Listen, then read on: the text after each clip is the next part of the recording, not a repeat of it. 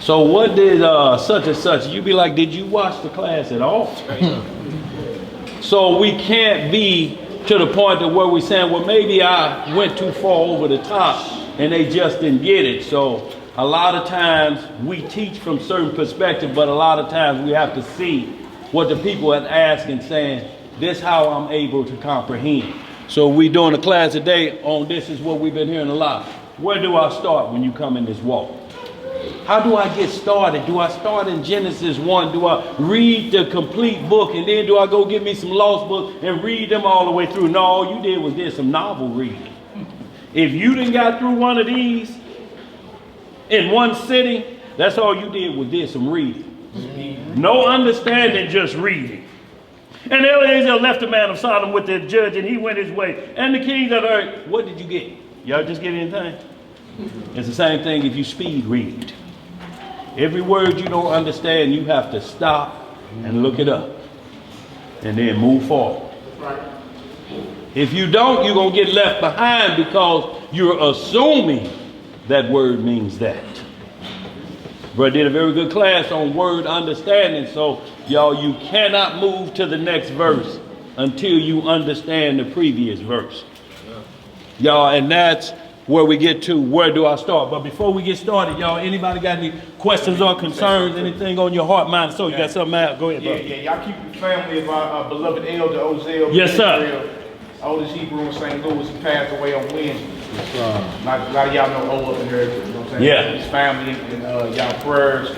Also the family of our brother Kador, who laid his mother to rest on Monday last week. So Ozell passed Wednesday. Kador's mother was buried Monday.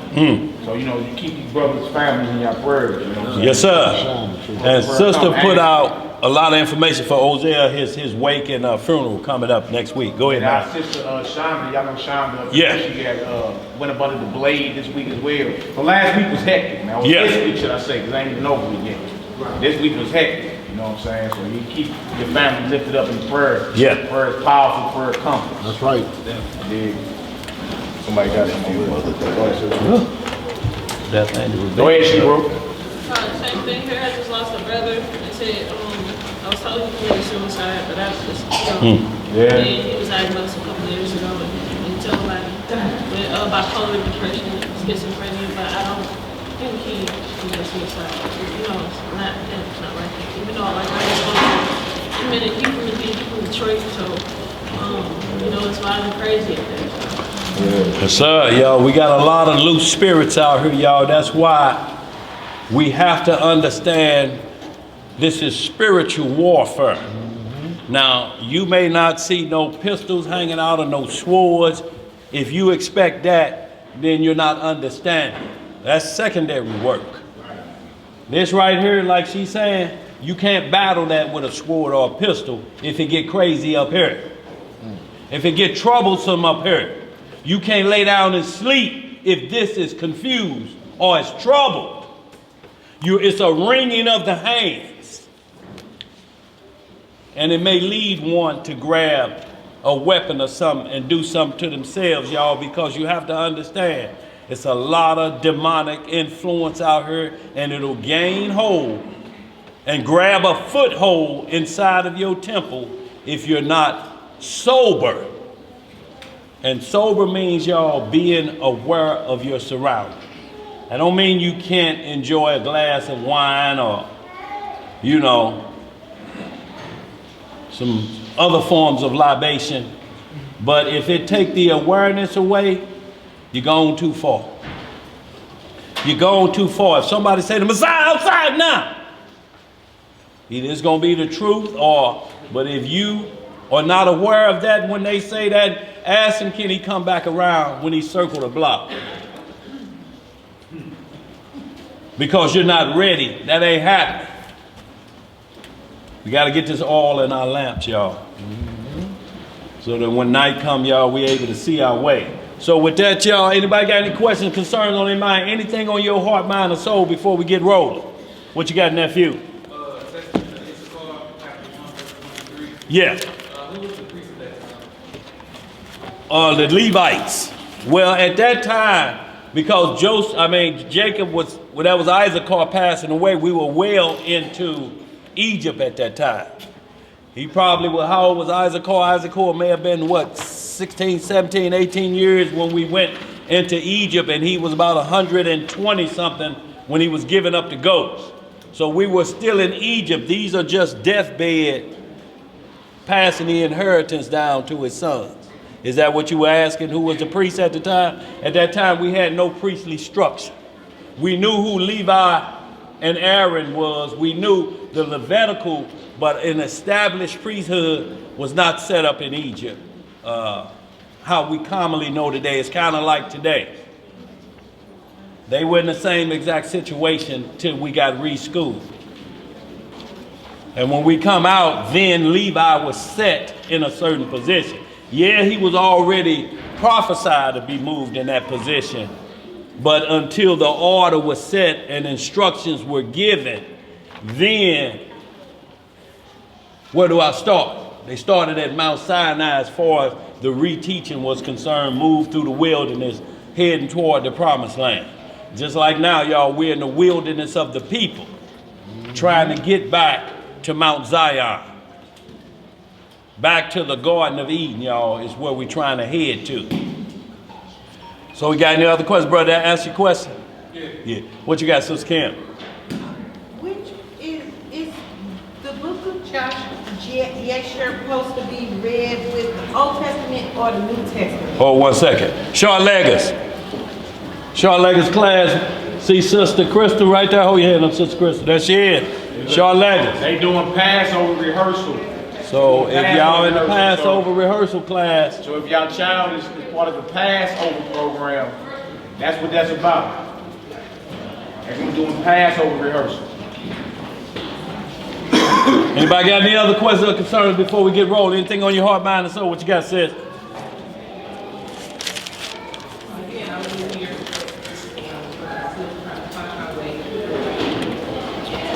If you could speak just a little bit louder, sir.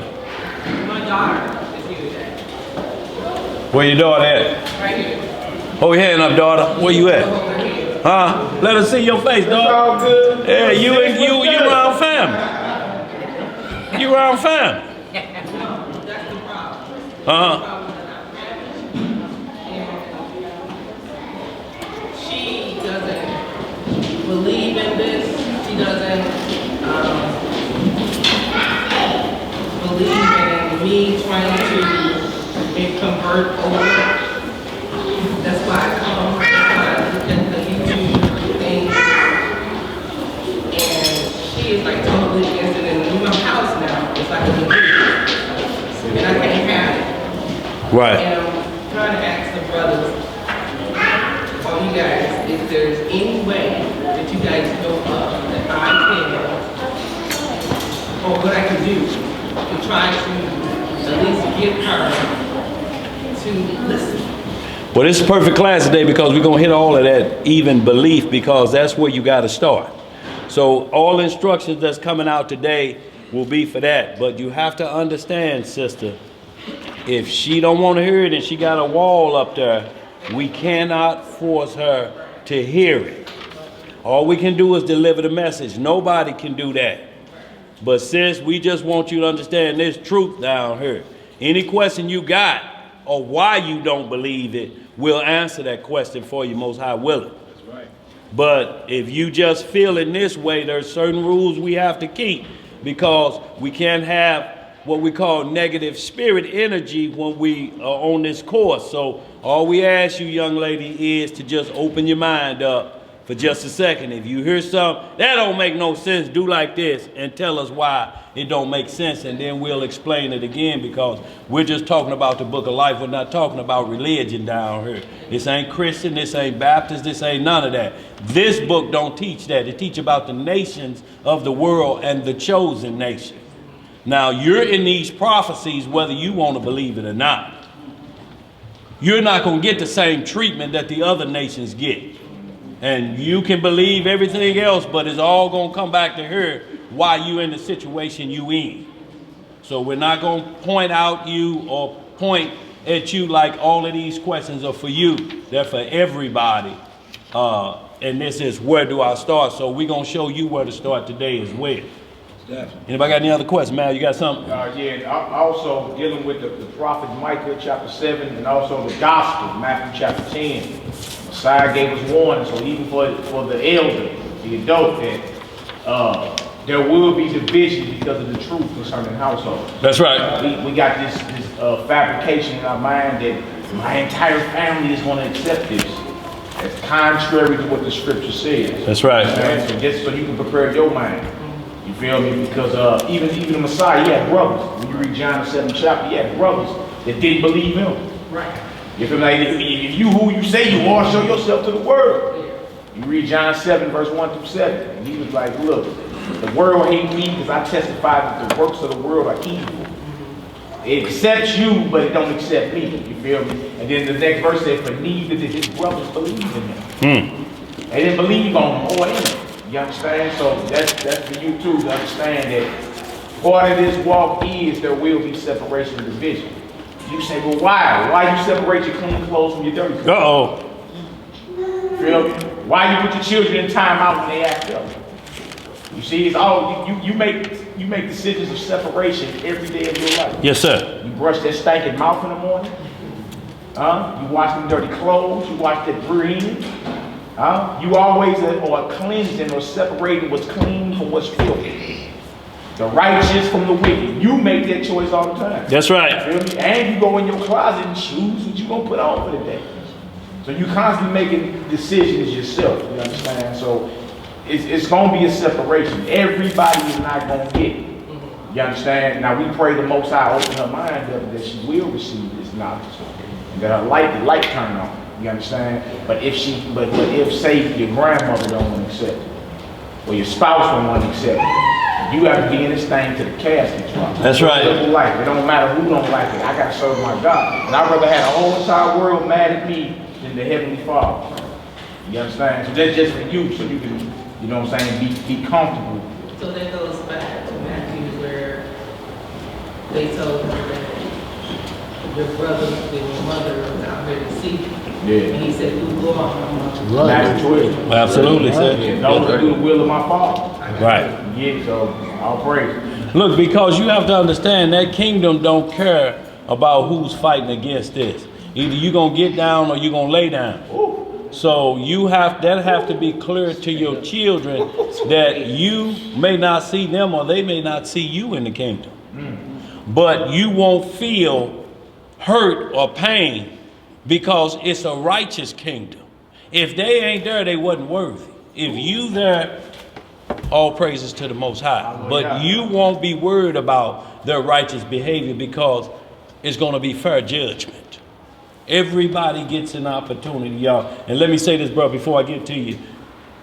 If the Most High don't put it to you visually like this, he'll come to you in a dream so no man or woman will have an excuse on Judgment Day. He'll tell you about him in his dream and it'll be clear as us sitting up here talking. And that, for anybody that went through slavery or different times where we couldn't bring out these or be caught. Yeah, this word was always, we always had a hidden pocket teaching the word. I don't care what slave movie you seen, you always see that little pocket teaching a certain group of them. But the Most High comes and visits us in our dreams and visions, and he tell you about him. It has to start inside out. That's what making all y'all down here today, because you've had enough of organized religion. And your soul is searching and is yearning and is looking for that connection. When you like plug in that internet wire and you see that screen come up, MSN or whatever your homepage, you like, I'm online. I'm online. You're going to get online the same way with this when you understand this versus being taught religion. Two different things. What you got, bro? I was talking to one of my old friends a while ago, and he was telling me like he felt like slavery didn't exist, so I started taking him to around 28 and started showing him the facts. And he was like, well, in history, there's never been a slave ship ever found. There was never a slave ship proven to be brought ever to come over to America. And he was like, you look up things, and you would never see a slave ship that they speak of. I just wanted to know, you know what I'm saying, is there anything in the biblically saying that they would maybe destroy those things or try to hide that type of evidence for us from knowing or anything of that sort? Well, I mean, they said that about Egypt. The Egyptians said the same thing too. We ain't got no proof of that, but it's proof all in the Red Sea of photo imagery of chariots, the same dynasty period that's buried at the bottom of the Red Sea. But and that's a good thing because we're going to get into that part of belief today. But when you're talking about slave, then if you ain't got the ships, then regardless of what you're talking to, you're saying, well, we're going to eliminate the transportation part. So all them whips and beatings and photos they got, either that's a great job of photoshopping back in the 1700s. They had skills ain't been seen to this level. So I'm not so concerned about them ships. I'm concerned about the after product that fits prophecy. Right. So when you got whips on the back and you got Negroes for sale, when you got these that's posted that's in here, that when you got a constitution that says we have to make amendments about slavery, when you read about the Civil War about slavery, then either all of that is a hoax and we just being punished for no reason by this group of people, and they just then there's no end game. They just signed the bill commemorating 400 years of us being here. But even if they don't believe that, that's made up too. What's your end game if ain't no slave ship found? What they got for you now? Right. What do they have for you? Go ahead, bro. Who the one searching? Like, so you mean to tell me you done searched every ocean bed? Right.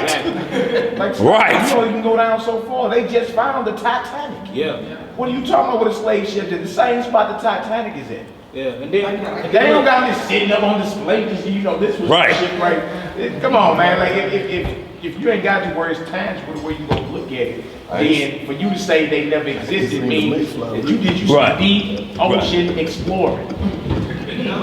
Deep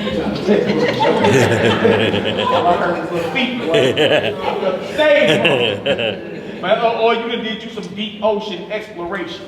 And the average Negro ain't did none of that. He ain't dug up a fossil. That's right. He don't know nothing about no archaeology. Like, look, you gotta be funded to do this type stuff. You don't just get dropped off in the middle of Yemen somewhere with a pickaxe and say, start digging. Right. You feel me? Right. Look at Indiana Jones. He had to be financed and funded. You feel me? Government's gotta cooperate before you can just come over here on their land and start digging. You feel me? You gotta get the green light from some type of authority before you get the deep ocean diving. So the average Negro will tell you something ain't been found as if he's an archaeologist. Right. As if he ain't got the authority from some governments or something to get doing some Ain't been nowhere. It ain't happening. Ain't been out the city limits. and another thing though, we got to take into consideration though, it was cargo ships. It wasn't only Negroes on the ships. Yeah. We had corn, alcohol, all kinds of other stuff. So you know what I'm saying? So not they ain't. So he looking for slave ships? No, look for merchant ships, because that's where the Negroes is at, on the merchant ships. That's right. They're not even going deep into that. So come on. And like I say, what we gonna do about slavery? It's proof all over about working for free from sun up to sundown. Right, straight up. So either you were here, and then which you gonna have to explain how you got here, because we ain't gonna do it for you. So we don't spend a lot of time with those things. We ask the after effect. So did slavery exist? Now if they go off on a tangent on that, then you know we wasting our time. You know it's the same thing. You know we get a lot of other things. Is that a salvational issue?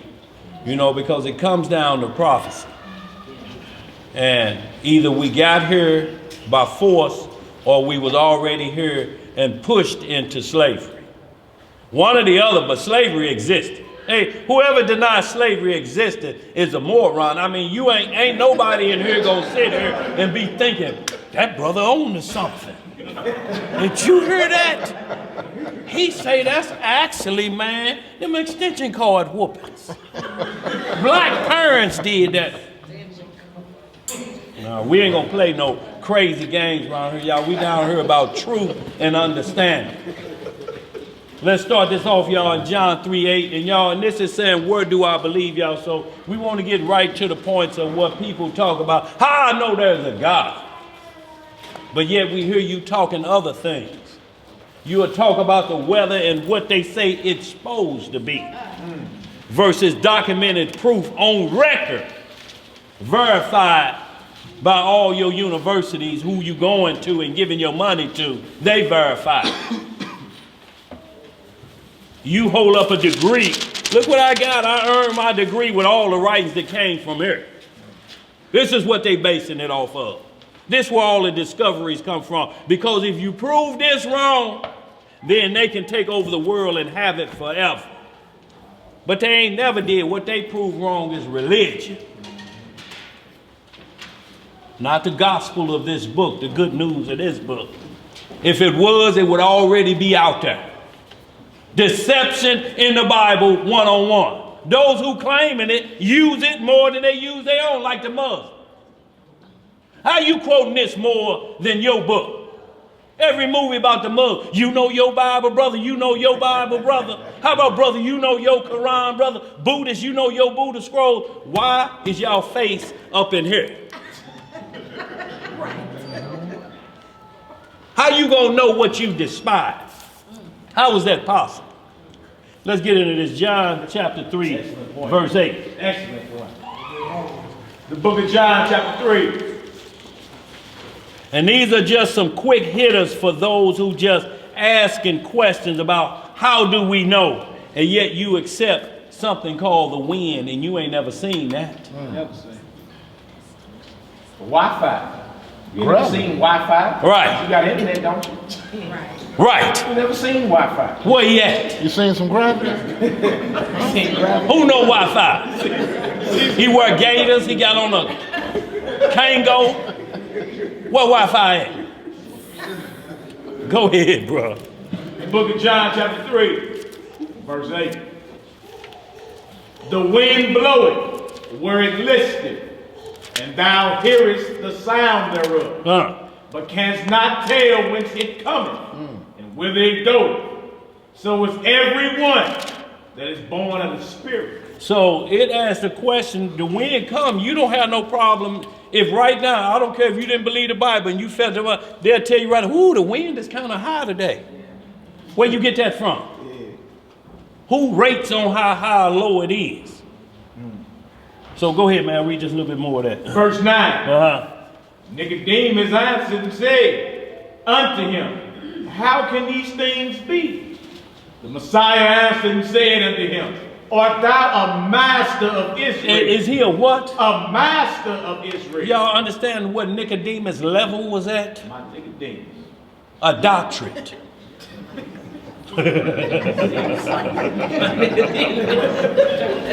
Yes, sir. Art thou a master of Israel? Yeah. And knowest not these things? And knowest not these things. Ain't a theology school on this planet gonna help you out with truth. Because it's an absolute. You can't buy your way into this. I don't care what degrees they give you. They're going to teach you a curriculum and a religion that everybody, there's many ways to get to where this book says. This book says that's the opposite. There's only one road. It's only one way. Every other way, it'll call you a thief and a robber. So don't bring thief and robber doctrine around here. Go ahead, bro. Verily, verily, I say unto thee, Yep. we speak that we do know, and testify that we have seen, and ye receive not our witness. If I have told you earthly things, and ye believe not, how shall ye believe if I tell you of heavenly things? See, we're talking about belief.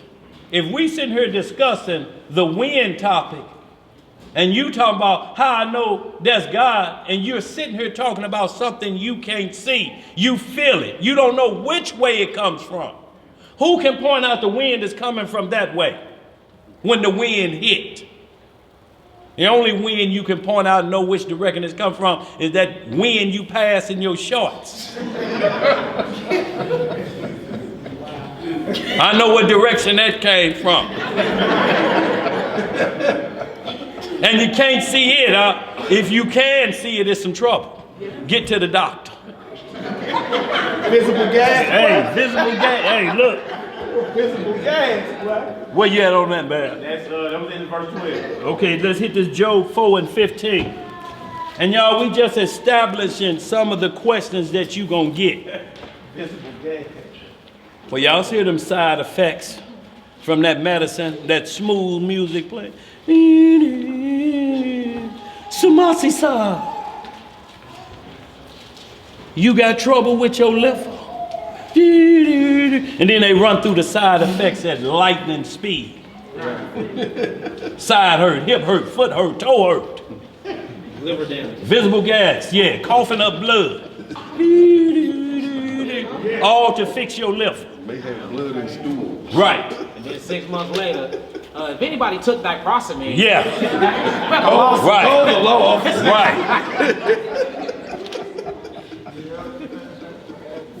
Y'all know it. Just listen to the commercial, y'all, and listen to what it says it helps repair versus what the harm and the side effects are. Y'all, it ain't no coincidence. There's a witch bowl on top of Walgreens with the richest Bruce spoon in there spinning around. The same one you see on Harry Potter and all of that. Same exact logo up there. But you don't once think about it, y'all. We understand sometimes you have to jumpstart the body back in shape after you done ruined it. Or maybe messed up or something happened. But after that, you got to do some self-healing and meditation and repairing. Because the body is designed to do that. Because you can't get hooked or dependent on a substance at Walgreens to deliver your health for you. It ain't gonna happen. It's gonna destroy something else. Them pockets. Yeah, that first. Go ahead. Let's start at 12, Daddy. 12, verse 12. Go ahead, brother. Book of Job, chapter 4, Yeah. Yeah. verse 12. Now we looking, everybody there? Wait till everybody get there. Dietary first. We good? Job 4:12. Now a thing was secretly brought to me, and mine ear received a little thereof. In thoughts from the visions of the night. Now the visions of the what? The night. See, y'all, you're going to have what's called dreams. I don't care what you believe in. Visions are going to come to you. This is the only book to deal with them visions and tell you how to deal with them. I don't care what other doctrine you find. They don't have expert dream witnesses. They suggest. They do what's called cold reads. They look at you. Gators on, Gucci belt, dope dealer. Address on Coke Grill, got to be a dope dealer. So all of their questions gonna be from that. Niggas hating on you, right? When you're riding around in them 24s, circling Coke Bridge and Goodfellow and Natural Bridge, they hating around there, ain't they? Yeah, they hate. Is it a fat boy? And you thinking, damn, everybody fat because all we do is eat with this dope money. We ain't got nothing else to do with it. So they cold reading and you feed them back the answers. But this prophecy, on this day, at this hour, at this second, this gonna happen. If you prove that didn't happen, what's written in here, we'll close it up, y'all, and everybody can hit to the parking lot. We'll call it a day. If you find void in this word, from Genesis to Revelation. Go ahead, man. Now a thing was secretly brought to me, and my ear received a little thereof. In thoughts from the visions of the night, when deep sleep falleth on me. When what happened? Deep sleep falleth on me. Okay. Fear came upon me, and trembling, which made all my bones to shake. Then a spirit passed before my face. The hair of my flesh stood up. It stood still, but I could not discern the form thereof. An image was before my eyes. There was silence, and I heard a voice saying. So see, y'all, even when you're looking at it, and this is talking about a different subject, or we're talking about spirit, Most High, it could be an angel, it could be the Most High, it could be a dark spirit, but they come in your dreams and it's saying, this is scaring me. I'm being terrified in my dream. What the world called nightmares. You can label it whatever you want to label it. But if it's up here the next morning, and you got to get some correction about it, I'll look at your face the next morning like, man, what's wrong? That dream, it was so real. That's going to control every day, of your life until you get an answer for it. You ain't gonna be able to sleep. No sleep, no rest. The body will shut down because it can't function after that point. A virus is gonna eat you alive. Go ahead, brother. Verse 17. Shall mortal man be more just than the Most High? Shall a man be more pure than his maker? So if we ever get to the point or you hear somebody questioning the Most High who made them and then beg for your life from him when you get in trouble, or you want to blame him who you didn't trust in because your child died, is that the only reason you was going to believe it? Or you didn't believe that he made you to where you can produce what he created yourself? You've been given that, but you want to get mad. Shall the clay tell the potter what to do? That's right. You gonna let your children tell you what to do? Not only no. Quit watching, leave it to Beaver. You ain't gonna never be able to tell a Hebrew parent, get out of my room. I done told you once. And they paying the note. It's over for you. No, this ain't the Brady Bunch. Go ahead, brother.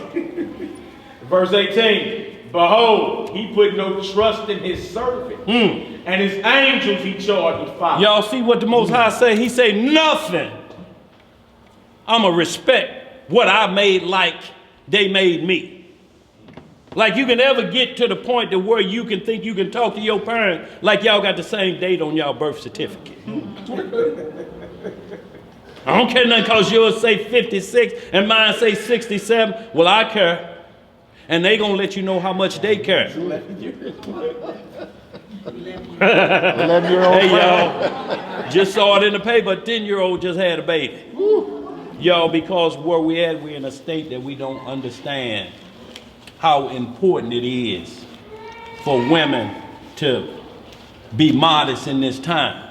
Because it's not only just wilding out there what you see on TV. We got dark forces finna hit this earth, and they are looking for that woman or young girl with that mindset that's willing to take on anything. Right. Go ahead, bro. Verse 19. Uh-huh. How much less on them that dwell in houses of clay, whose foundation is in the dust, which are crushed before the moth. They are destroyed from morning to evening. They perish forever without any regard. Doeth not their excellency which is in them go away. They die even without wisdom. Which is a terrible thing. You ain't got to believe in Judgment Day, but you see it happening. Yeah. You hear them little things that Hollywood throw in there. It's of biblical proportions. When you see tornadoes, earthquakes, anybody raise their hand when they heard it's of Quranic proportions? It's of Buddha proportions. It's of Egyptian proportions. No, everything they make movies out of is out of work. Yeah, those guys don't get brought up when, Yeah. when it's on the table like that. You don't even bring none of it up. Even the hardest cat, when he gets shot, he call on God. Yeah, you do. He gets shot calling the Lord. You see what I'm saying? That's what your soul knows who created it when you done talking. Because if it's on the table like that and everything finna go left field, what you doing calling on them? Uh-oh. What you doing when you see a F5 tornado wide in the state of Texas? Right. It ain't no nigga jokes. It No, ain't no none of that. shooting the breeze. Who won the Super Bowl? You over there, oh Lord, Jesus, God, please. Because your soul bear witness to who created it, man. Stop the playing. Stop the fuddies. You know good and well you're not calling on Amin Ra, Horus, right. ISIS. You ain't calling on none of them when it get real. You've been diagnosed with a stage 4 cancer. You ain't calling on those gods of Egypt, the gods of Hindu and Buddha. You ain't calling on them. The gods of Asia. Right. What about all the dragons they worshiping over there? Why you ain't calling them? Right. When it get real, everybody in every language calling the God of this Bible. Yes, they do. That should let you know what time it is. Because your soul knows who created it, man. That's right. Just what it is. He tell you in the Bible, all souls are mine. That's why when it get hectic, boy, and the knees get knocking, you cry out. That's right. Cry out. Just like that baby gonna cry with your baby. When that baby needs you, they cry out. Same way. Absolutely, bro. Excellent point. How you know it's a God? Let it get real for you. You'll know real quick. Right. Other than that, who you calling on? You say, well, I don't believe in God, I believe in myself. Why you don't call on yourself when it gets real? Right. I believe Absolutely. myself. Right. No, stop this. When it get real. Right. What your writings at your instruction when it get real? Yeah. No, it'll be just like Dave Chappelle when keeping it real gone wrong. But y'all, we're not saying these things to scare you or do anything like that. We're just saying if you holler that out, that's not happenstance. That's within you. Hollering for help. That's why prayer, when we started out, your hands is like this, like a child. When you done fed them, they do like, you know what they want, pick me up. I just want to be comforted. And then they lay, all they got to do is lay their head on your shoulders. You through at that point. Oh, babe. Daddy, baby. Right. Yeah. Same way for your big baby. Oh, babe. Let's move on, y'all. Where you want to go, bro? Let's hit that Mark 16:1, y'all. And we're just covering these things, and then we're going to get into the lesson itself of where do I start, y'all, because it's rules to the game, y'all, and we have to start. And I'm just saying game from a perspective of a language we understand.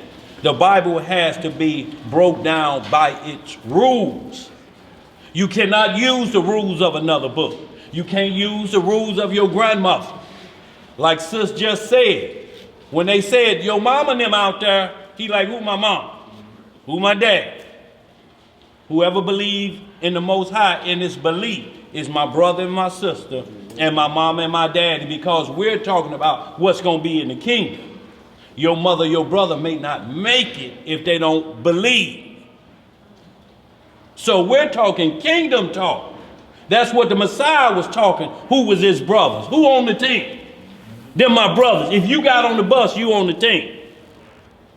If you got left, you ain't on the team. Plain and simple. Go ahead, bro.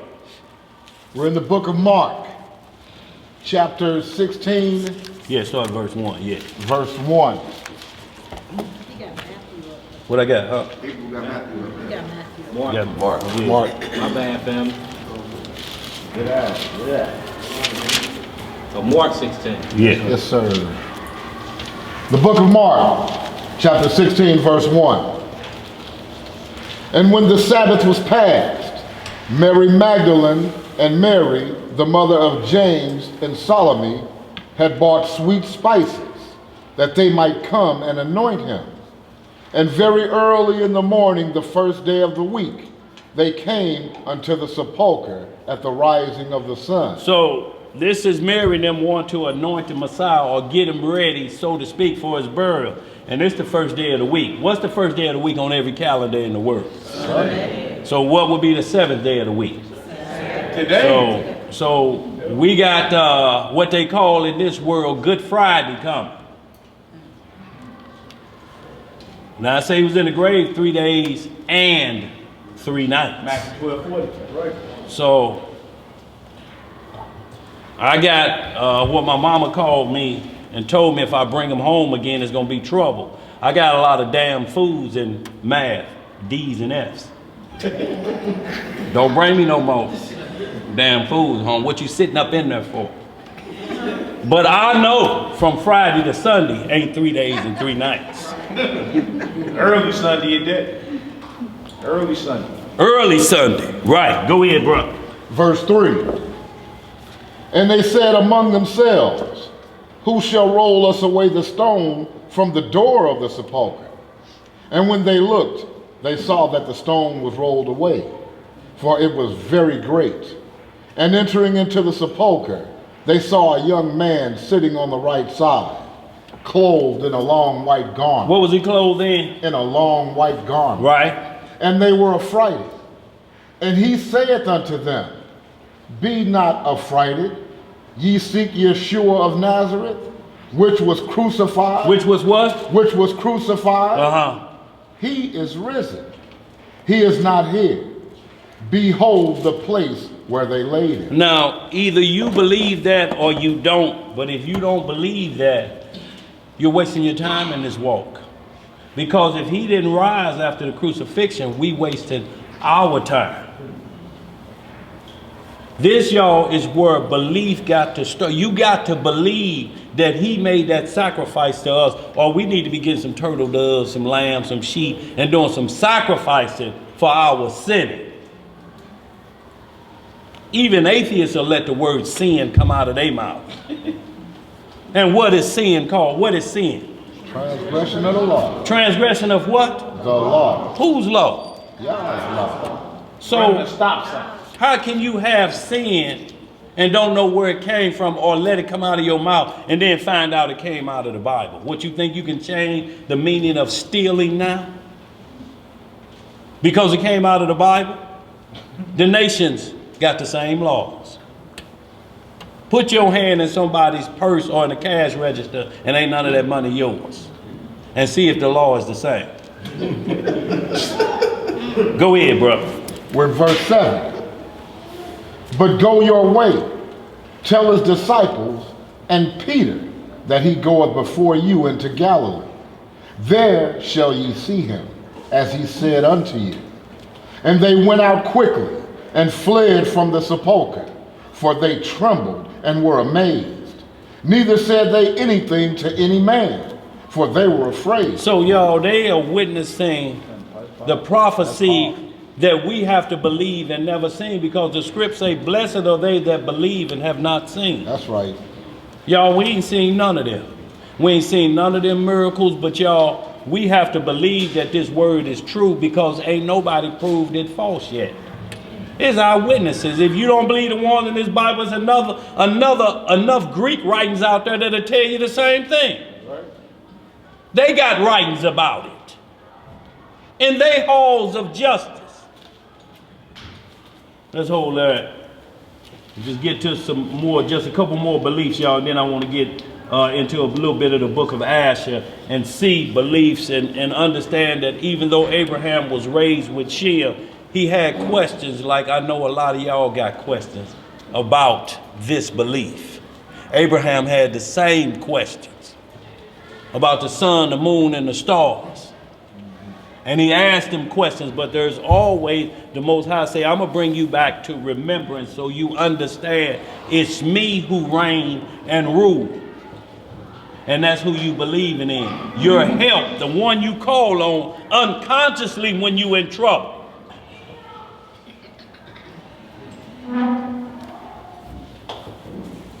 You want to go Dan, can I Go ahead, share bro. this 1 Corinthians Yes, sir. 15, there's a few verses in there. Absolutely, bro. About the resurrection, for anyone that want to discount the resurrection. Yes, sir. This right here is 1 Corinthians 15. I'm going to read verses 1 through 8. 1 through 8. 1 Corinthians 15, verse 1 through 8. Moreover, brethren, I declare to you the gospel which I preached unto you, which also you have received, and wherein ye stand, by which also ye are saved, if you keep in memory what I preached unto you, unless ye have believed in vain. For I delivered unto you first of all that which I also received. How that the Messiah died for our sins according to the scriptures. See, you hear what he say he delivered to you? He delivered what we receive, y'all. Y'all, that's seeking another wealth. I'm going to give you what I got so that you can understand, so you can give it to somebody else. Y'all, that's how it works. You got to be able, and that'll let you know if you turn on the light on somebody else. I got it. I gave it away. Go ahead, man. And that he was buried, and that he rose again the third day, according to the scriptures. According to the what? The scriptures. Uh-huh. And that he was seen of Cephas, then of the 12. And that he was seen of above 500 brethren at once, of whom the greater part remain unto this present, but some are fallen asleep. See, y'all see that 500, this on record all over.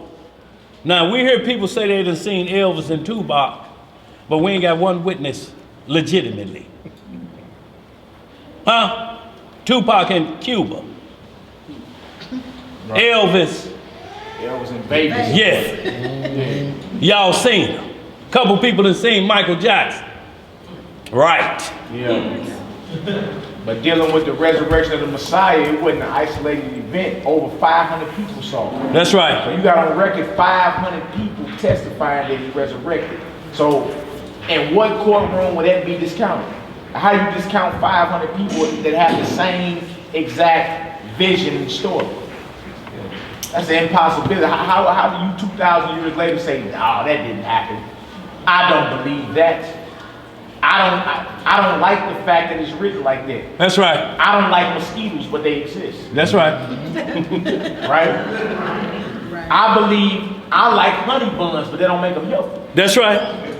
What you like and dislike got nothing to do with the truth. That's absolutely right, bro. I just don't like the way that ain't got nothing to do with it. I don't like mosquitoes, like I said, but that don't mean mosquitoes don't exist.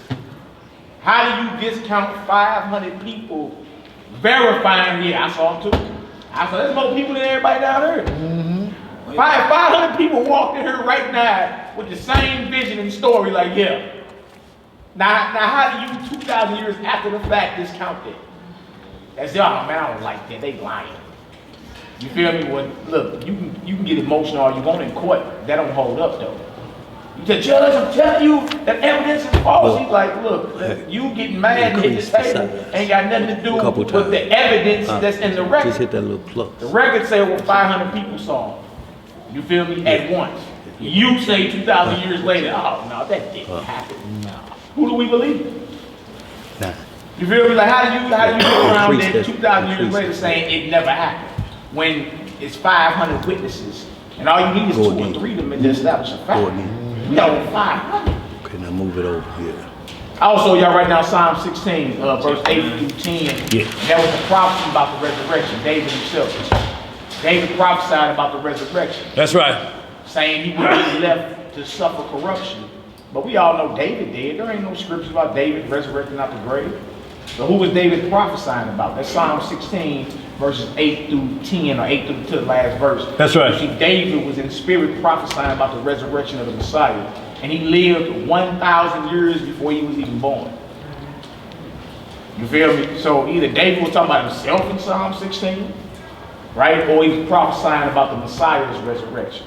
And if David was talking about himself, he's a liar. That's right. So David ain't on no record nowhere resurrected. Ain't no 500 people say King David resurrected. Yeah, that's serious. All right, go ahead, bro. I just wanted to... No, you good. So, look, and bro had Matthew 16:1 up there was correct. That was me. I had Mark 16, but we definitely wanted to go to Matthew 16:1, so we'll hit that. The Mark 1 was good. It was on there, but Matthew 16:1 was another one concerning day-to-day events where the Most High talks about nature trains you. He said, I even put my laws into nature. Now, I want y'all to understand where our mindset as a people to go. We understand there's laws of physics, right? They'll argue that there has to be certain laws to make something work, positive, negative, or whatever energies are pulling. There's laws of nature. Everything that happens with the seasons, the nature never breaks its rank. There's going to be winter, summer, fall, whatever, all the seasons. They come every year and you count on them every year. Every year you count on them. Separate your clothes by those seasons. Those seasons are obeying what they were told to do. Now, why should you worship the sun or moon when they're given orders and told what to do? So then again, you're worshiping something that was created by the Creator, and you take his glory away and give it to one of his creations. Not that he ain't authorized, I should say. Go ahead, bro. Let's hit that Matthew 16:1. Okay. And then I want to get into them Second Thessalonians. No, we're going to get into that jazz shit in very few minutes here. Going to be reading from the book of Matthew, chapter 16. We'll start at verse 1. Yes, sir. And y'all, modern day Pharisees are people that question these scriptures, y'all. Y'all may look at them like, oh, maybe they got to have on robes and different things. But these are people that doubt resurrection. They doubt the spiritual world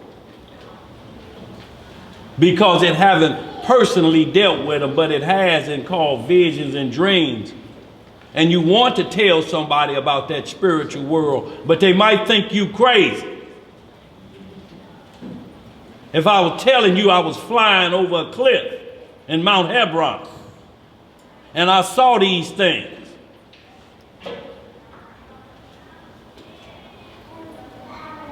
we ain't gonna deny it. But the script just say, if you did, write it down. Because if you lying, we got a lying remedy for you. Go ahead, brother. Reading in the book of Matthew, chapter 16, verse 1. What it say? The Pharisees also with the Sadducees came, and tempting desired him that he would show them a sign from heaven. So, tempting him. These are the so-called lawmen back then, tempting him. With what? Good or evil? What y'all think they tempting him with? Go ahead, bro. Verse 2. He answered and said unto them, when it is evening, ye say, it will be fair weather, for the sky is red. What the sky is? The sky is red. See, y'all talk that language, you can discern the sky. You done seen red skies enough to know, oh, it's gonna be a cool night tonight. We can let the windows up. Let some fresh air in. Go ahead, bro. Verse 3. And in the morning, it will be foul weather today, for the sky is red and lowering. O ye hypocrites, ye can discern the face of the sky, but can ye not discern the signs of the times? So y'all can tell when it's red, or like they say, it's going to be foul weather in the morning, but you can't see Sodom and Gomorrah right in front of your face. You want to look the other direction. Why? You don't want to believe prophecy? Or that just may be a coincidence.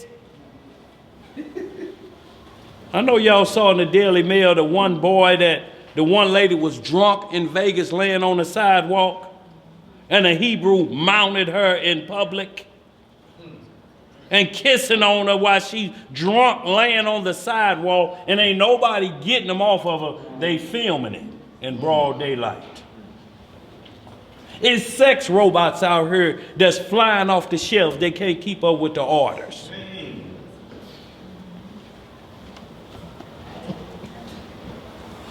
And y'all don't want to see these signs coming. Right.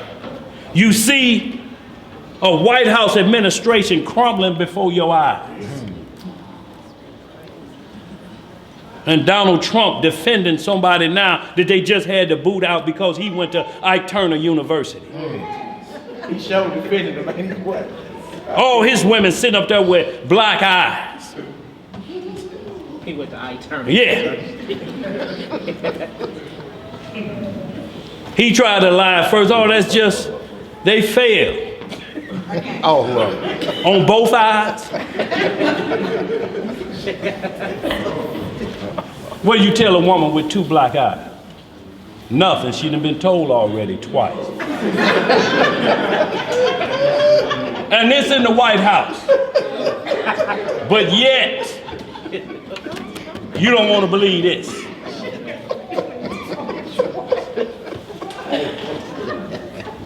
Go ahead, bro. Okay. The evidence is all around you. At the end. You understand? Then you can read the weather all day though. That's crazy, man. Yeah. You go out there and smell it. I smell rain coming. Yeah. You can smell it coming. But yet you can't see the judgment of the Most High coming. Go ahead, man. The book of Matthew, chapter 16, verse 4. A wicked and adulterous generation seeketh after a sign, And there shall no sign be given unto them, but the sign of the prophet Jonas. And he left them and departed. See, so he's saying the only sign y'all gonna get about truth is like Jonah was in the belly of the whale 3 days. That's what's gonna happen with me and the earth. That's gonna be the sign. Anybody else coming with anything different, don't even believe it. You're wasting your time. And you'll see them try to spin their wheels to justify somebody being in the ground or on display for 4 or 5 days. No resurrection, but yet they'll scramble and fight because they don't want to believe this, because technically, really, some part of you love this wicked kingdom. That's right. And really don't want to see it go. Yep. Not just yet. I ain't old enough. I want it to go when I'm so broke down and I go through a 12-pack of Depends in an hour. That's when I want it to go. Go ahead, bro. Where we at? We finished with that? In verse 5. Yeah.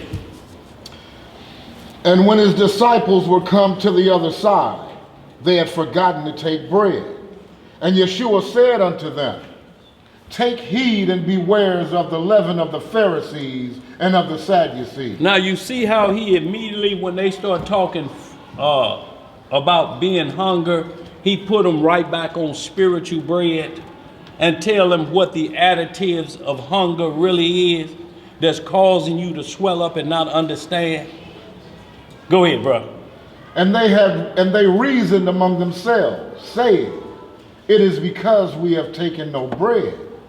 Which when Yeshua perceived, he said unto them, O ye of little faith, why reason ye among yourselves, because ye have brought no bread? You think this whole time you think we've been talking about physical things. Y'all see, that's what all the other nations and doctrines teach. Physical, discipline, stand up straight, stick your chest out, get some stripes on your sleeve. Ain't nothing wrong with discipline. But when we're talking about spiritual things that they can't give an answer for, they'll send you to the dark side to get an answer. Miss Rudolph in cahoots with them. Every major religious event have some prophet coming from somewhere. I got a word for you. What's the word? You're going to get that call. That's the word from God. And we in the days of Sodom and Gomorrah, and you talking about a vehicle? This the prophet y'all done brought in here, and you want us to dig deeper for. Your hand plunged down to your elbow in your front pocket, looking for a few extra shekels to get his short. Go ahead, bro. Verse 9. Do ye not yet understand? Neither remember the 5 loaves of the 5,000, and how many baskets ye took up? Neither the 7 loaves of the 4,000, and how many baskets ye took up? How is it that ye do not understand that I spake it not to you concerning bread, that ye should be aware of the leaven of the Pharisees and of the Sadducees? Then understood they how that he bade them not beware of the leaven of bread, but of the doctrine of the Pharisees and of the Sadducees. See, and that's what you have to beware of. The common everyday doctrine out here is full of tricks and games. If you're not aware of that, you're going to be caught and ensnared in a trap. So y'all, we're going to get to the heart of it. Where do I start with this understanding? How do I get started? And all of us in here probably went to church, Baptists, Pentecostals. We got them all in here. Everybody know who been. And your soul is seeking truth. If it wasn't, you wouldn't be here. You would be waiting to go to church tomorrow. But your soul is yearning for that connection that's going to connect you with the Father.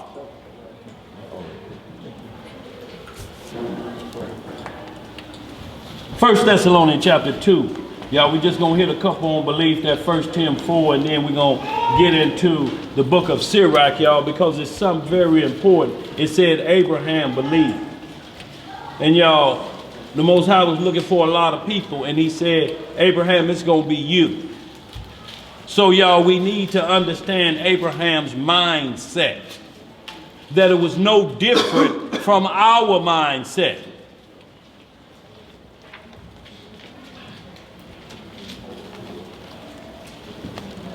First Thessalonians chapter 2, you start at 13, I'll bag it up, we'll read a couple of them, then First Tim chapter 4, we start about 6, and then I want to just get right into the spiritual armor so we know what we have to have on to fight a battle that carnal weapons can't do nothing with.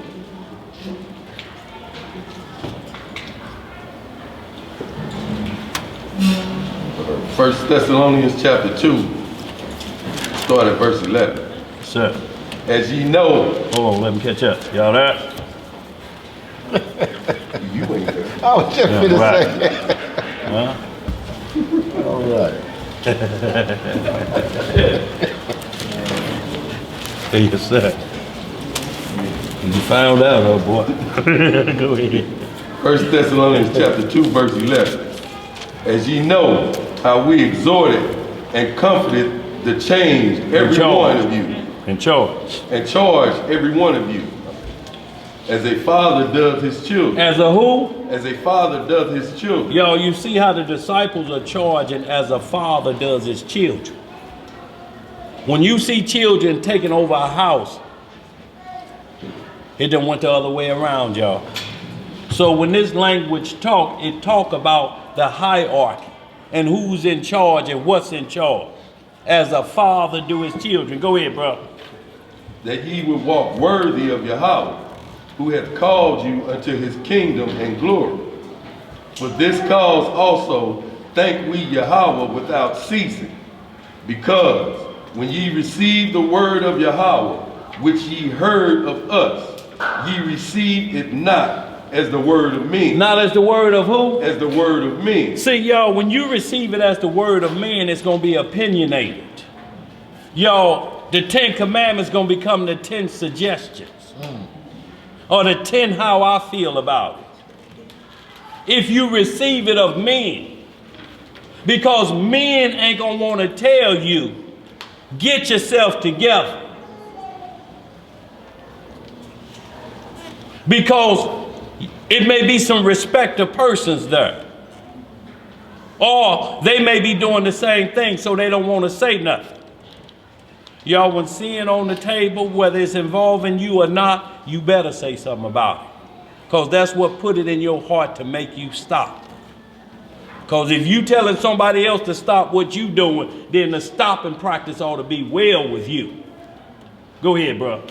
Ye receive it not as the word of men, but as it is in the truth, the word of Yahweh, which effectually worketh also in you that believe. See, it only gonna work in you that believe. Y'all, there's no reason to keep arguing with somebody that don't believe this script. You got to come out the gate and ask them before we even get started. Okay, let me explain how we get started with this. Where do I start? First thing we do you believe what's written in here? If they say, well, not everything, why? You first got to know what you're working with if you're dealing with a group of people. Why don't you believe it? We get that matter cleared up, okay. Now, if we're going to use this after that point, after we clear that up, there's rules we must play by. Everything must be established by 2 witnesses. Meaning there must be 2 scriptures that paint the same exact picture about the same exact subject matter. You can't give me a scripture about Aaron's beard all running down and then go quote David and Bathsheba having their way. And you're trying to make a point. How? Yo, it has to paint the same picture or it's going to get opinionated on you. And you're going to lose it because everybody at that point going to have their own opinion. Perfect example, just give me a little bit of Jeremiah 31:31 and Hebrews 8:8, just so y'all understand what we're talking about, and then we're going to continue on.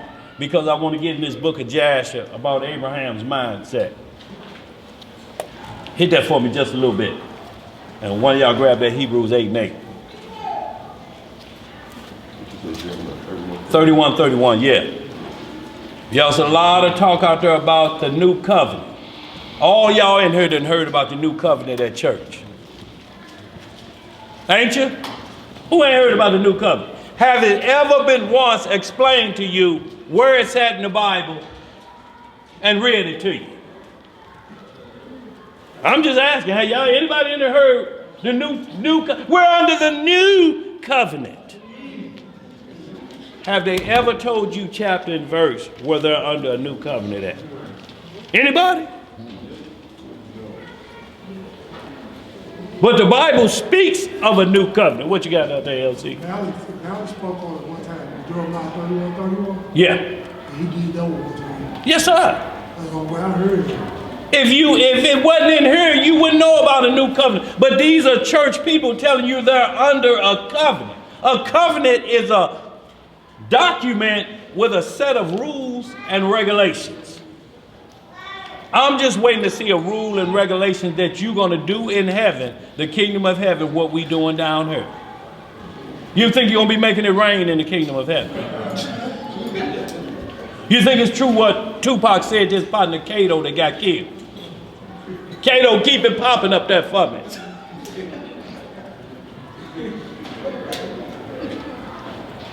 In the kingdom of heaven. Go ahead, bro.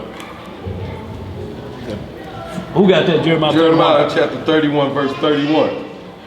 Behold, the days come. The days what? The days come. Is that future or past tense? Future. Go ahead, bro.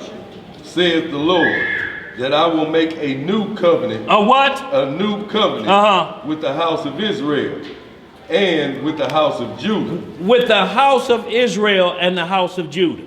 Has anybody in here seen at church with the house of New Mount Tabor, with the house of Creflo Dollar, with the house of, what's the boy kind of look like Porky Pig a little bit? TD Snakes. Have y'all seen any in here about organized religion that he gonna make a new covenant with? He said the house of Israel and the house of Judah. So either that's been broke down to spiritual religious churches, or it's talking about those same 12 tribes that the promise given to Abraham through Isaac, through Jacob, through those 12 tribes. One of the two. You got to make up your mind what you want to believe. Go ahead, bro. Not according to the covenant that I made with their fathers in the day that I took them by the hand to bring them out of the land of Egypt. So we're not talking about the covenant on Mount Sinai, so to speak, with under Aaron and the schoolmaster. With high priest come a covenant. It's not talking about the laws, not that covenant. It's talking about who was in charge of the laws. He made that covenant with Aaron and Moses to spread it forth to us. But it's going to be a new covenant coming. Who's going to be the high priest of that? Not your pastor? Go ahead, bro. Which my covenant they break. Which that covenant they what? They break. Although I was an husbandman unto them, saith the Lord. But this shall be the covenant that I will make with the house of Israel. After those days, saith the Lord, I will put my law in their inward parts. What are you going to do? Put my law in their inward parts. Do y'all understand why it's so hard for organized religion to talk about this new covenant and the word law is tied to it? When Creflo and TD Jakes tell you the law is done away with. So they have to come up with a covenant that's lawless. And they can explain those covenants. You can eat whatever you want. You can do whatever you want on those covenants because they don't include law. What you saying, sis? Explain yourself so we can get it clear. I was always taught we're not under the law. we're under grace. Right. And now I'm here and I'm listening to you, and you're saying that it's not that way. It's not that way. It's not that way. So what do you understand grace to be? No, I'm just saying, what does that mean? So, I mean, like if you always heard that, there had to be an explanation that's saying, you got a set of laws here say don't steal, don't kill, don't commit adultery, don't rob your neighbor, do your neighbor as yourself. And now you got grace. What were you taught that that meant? That means, that overrides everything you just said yes to. What does grace mean? Huh? That's what they say it means? So you have forgiveness, both past and future. So the question was never asked why we in church then? I mean, do you have to be in church to receive grace? So they're wasting their time tomorrow ironing clothes and getting up going out. Technically. They have to fellowship. If they don't, what happens? Everything else is in vain. So those are some form of a law or a rule. So grace has some rules. We just found that out. Grace. Rule number 1. Must fellowship to receive grace. That's what you were taught. Right? I'm understanding. So what I'm saying, is that a rule? Is that a suggestion? What does must fellowship mean? I'm saying that because you got a set of laws over here already that say we ain't doing that no more. Those had instructions. Grace now, to receive it, you must fellowship. So is that part? In order to stay strong in the faith. In what? In the faith. No, in what? You said first. In order.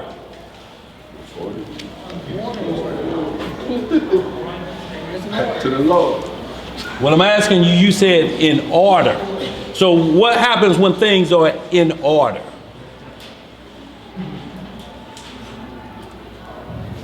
When things are in order, they're running smooth, right? Okay, so now we're on point now with what you think grace means, right? So grace just showed up after the Messiah, right? I mean, what you were taught about grace.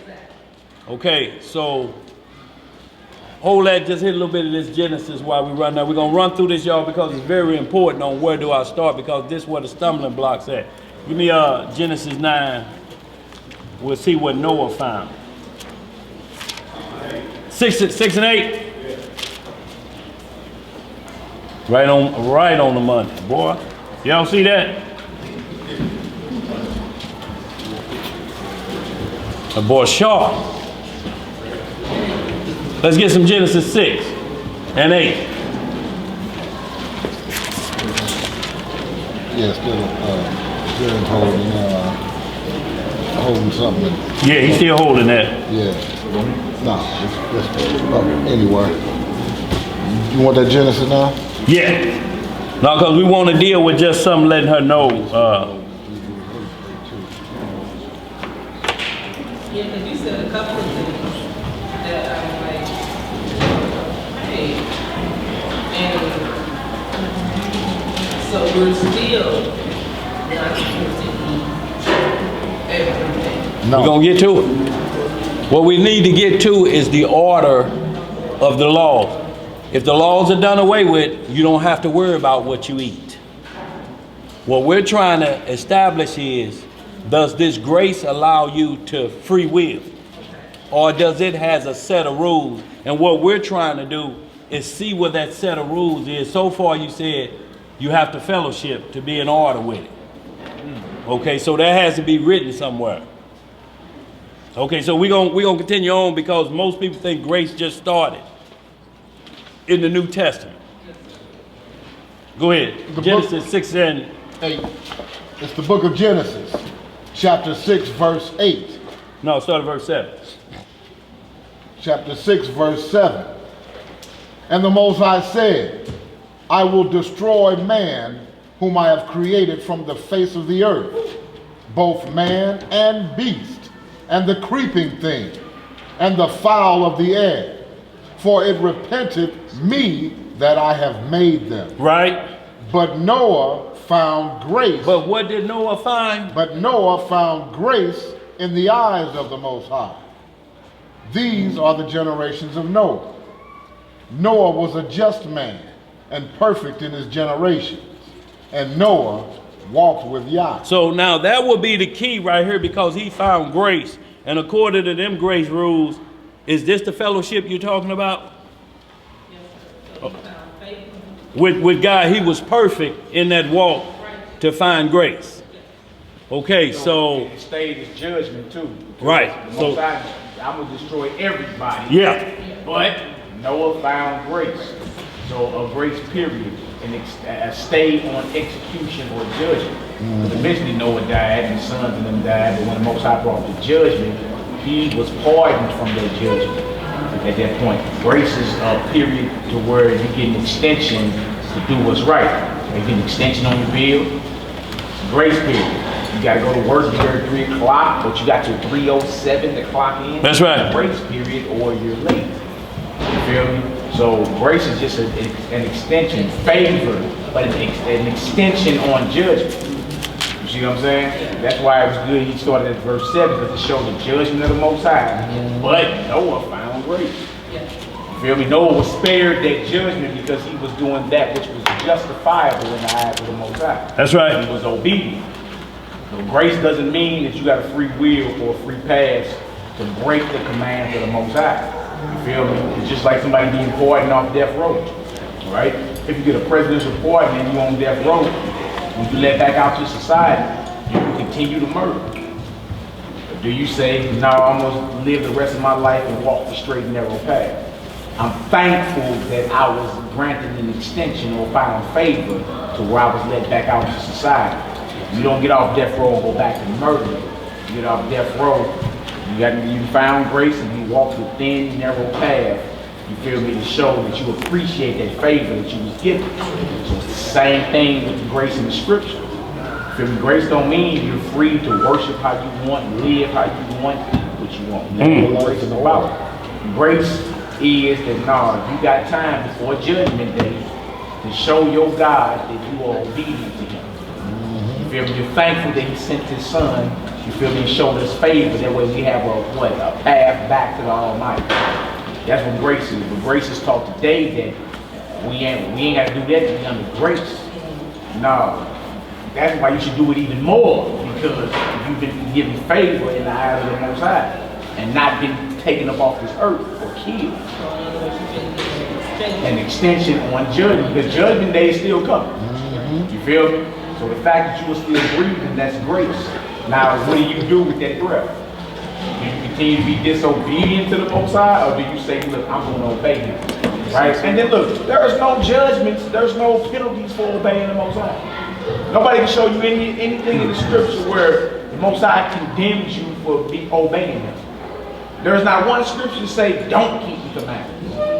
There ain't a scripture in the Bible to say, like if you get on your blue letter or your Bible gateway, type in, don't keep the commandments. It'll say 0 entries found. Right? Don't keep the law, 0 entries found. So there's a misunderstanding on priesthood and the administering of the law. That's what's going on. And for folks to leave that establishment and believe that they don't have to keep the commandments because they're under grace makes them even more of an enemy of the Most High. You feel me? Because you take this favor for granted. Right. That's right. You're like, look, okay, we under grace, meaning I've been spared death, I'm gonna keep being evil. You feel me?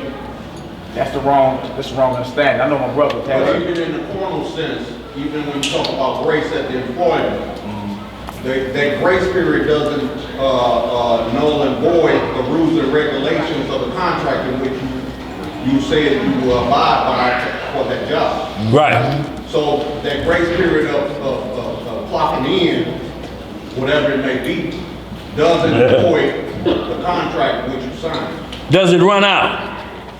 If they run your whole record. Abide by the rules and regulations in which you say you adhere to, even by that grace period. So if you continue to be late, guess what? You get fined. Because you voiding your contract. Right.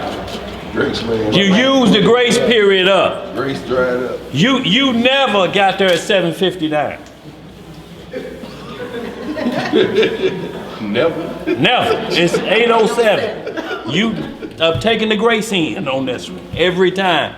Sooner or later, it's gonna run out because you know you under a grace period by how you walking at 8:06 swiftly. Because everybody else sitting down, and you're trying to walk swiftly. Get your hat off, get your gloves in your pocket, and get signed on to be like everybody else. They sure gonna jump in like that was there on time. And then you explain the grace. Boy, bad one out there on 270. Bad one out there on 270. Every day? How do I know? Never mind. Right. No, I want to hit, yeah. No, yeah, I want to hit 7 and 1 while you in this Genesis, because it's very important. Go ahead, bro. Go ahead. It's my understanding, man, that when Jesus came and died and everything, that the grace that we were given was from basically from execution for committing our sins right here. Okay. So one denomination did go a little bit deeper. Yeah. But And then the laws weren't gone anywhere. We just got grace under the law. So instead of, if you committed adultery or something, instead of getting drugged out and getting stoned, Right? you could be forgiven and get a chance to repent. for your so, sins. right. So what did you ever hear about law? The law never went anywhere. No, I'm saying, is that what they taught you? Yeah, That the law was still good and just? yeah, So no stealing, no killing. right. What denomination were you in? That was not from a denomination. Oh, okay. So we're not talking organized religion. See, and that's what we're talking about. That grace, where you get that grace understanding from? Who teaching that? Okay. So he said he got it from the scripture. So we understanding that. We're just trying to get it from a point, because first we heard that the grace that she was taught in organized religion said, the rule number 1, must fellowship. So we just went back in the Old Testament to show grace didn't just start in the New Testament before the world was destroyed. Again, the same warning that's in the New Testament before grace is given out. There's threats from the Most High of destruction and condemnation and fire on your rear end. But if you believe, grace will be there to get you through it. Enough time to get your mind right. But we're not taught how to get your mind right, because there's an oxymoron, meaning that one thing defeats the other. It's like you see an advertisement, jumbo shrimp. How? How is that possible? A whole lot of nothing. How are you so excited to go in there and give all your money for a whole lot of nothing? They're going to make something this small and call it jumbo. That's like Luther Vandross pre-Jenny Craig, and you calling him tiny.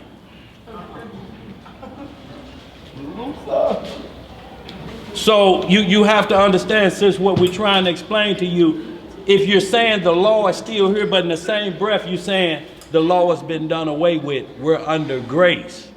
Even if that you use that concept, how do you get prepared for the time you have to get right? What is going to correct that? Because if the law is done away with, your grace period going to run out because you don't know how to get right. Do you know how not to steal? How? Where you learn that at? Where your mama learned? Where her mama learned? Huh?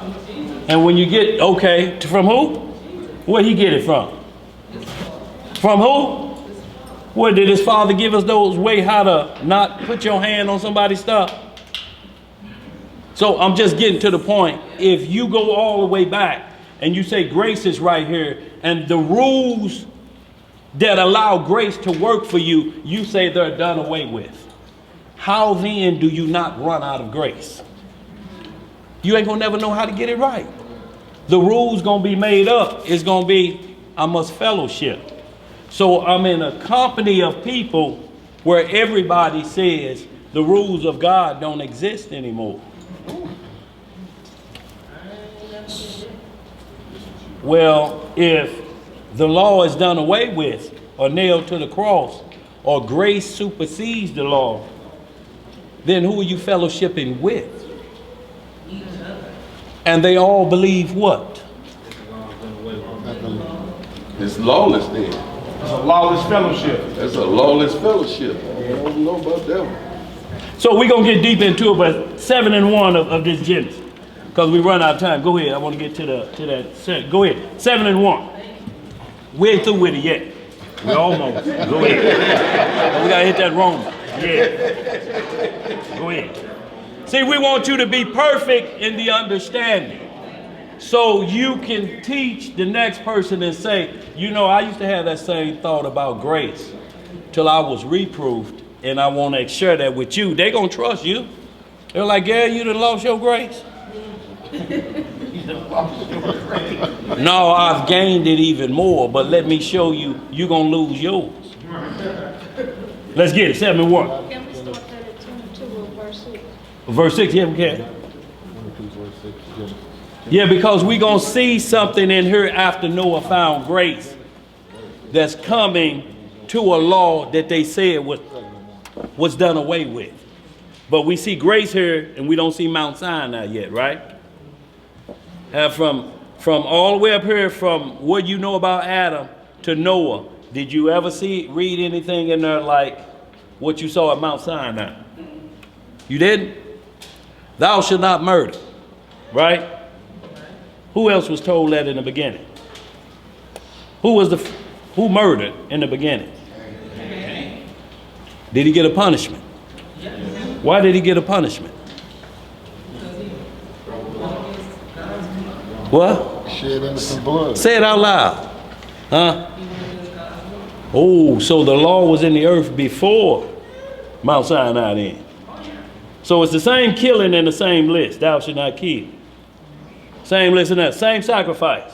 Abel rule said sacrifice sheep, ox, goat. What did Cain throw up there?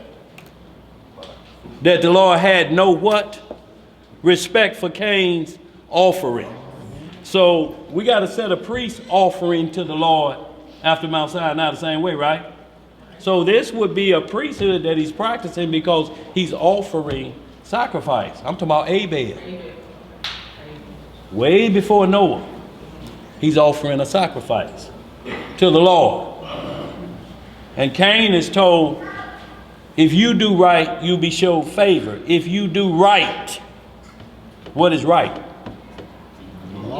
When you send your children to school, you tell them, now you get on, get up, don't let me have to come up there, go in that school and do wrong. Do you instruct them like that? You tell them to do what? What does that mean? Obey the rules, right? Okay. Let's get 7 and 1, real quick, Matt. Book of Genesis. Oh, she want to go back to verse 22 of the prior. Genesis 6 and 22. Okay. Thus did Noah according Very to... good, sis. No, just tell us a good backup on that one. Go ahead. Oh, okay. Genesis 6 and 22. Thus did Noah according to all that the Most High commanded him. So did he. So what is a commandment? Let's get some dictionary work here. So we understand commandment. Is it a suggestion or an opinion? It's a helpful hint. Yeah. So y'all see, what we're trying to do is get to a point of where somebody's saying something is done away with, but yet there's something superseding that you don't have to worry about doing that called right under that order. There's a new right way to do right. Well, we already know Jesus didn't come to abolish the law, but to fulfill the law. So, did he fulfill it? Yes, he fulfilled the law. So, after he fulfilled it, what does that mean at this point? Okay, so grace is taking the place of a fulfilled law. Okay. So the law has been fulfilled. We need them two words, fulfill and commandment. And since it's just Bible study down here, so we want you to be able to be accountable for the words that come out of your mouth because you're speaking life and death. So life is all throughout the Bible, keep the commandments. We ain't seen yet, don't keep them. We hear people say, don't keep them. But that ain't in the word. It's being looked at like it's saying, don't keep them. Okay, go ahead, brother. Commandment, commanded is 6680. To command, charge, give orders, lay charge, give charge to, order. Orders. To give charge, orders. Get up and get that trash out, or it's going to be trouble. You understand what I'm saying? That's an order. That's a charge. You don't tell your children if you feel like it, and if it looks full, and if you stomp on it 4 times and it don't go below the level, then take it out. You tell them it's full, I smell a pamper in there, get it out the door. That's a commandment. And if it's in here when I come back home, is there penalties? Or is there hugs and kisses? It's stinking again. And you didn't take it out. You wait on me to get it. Yeah. Your house, your trash can.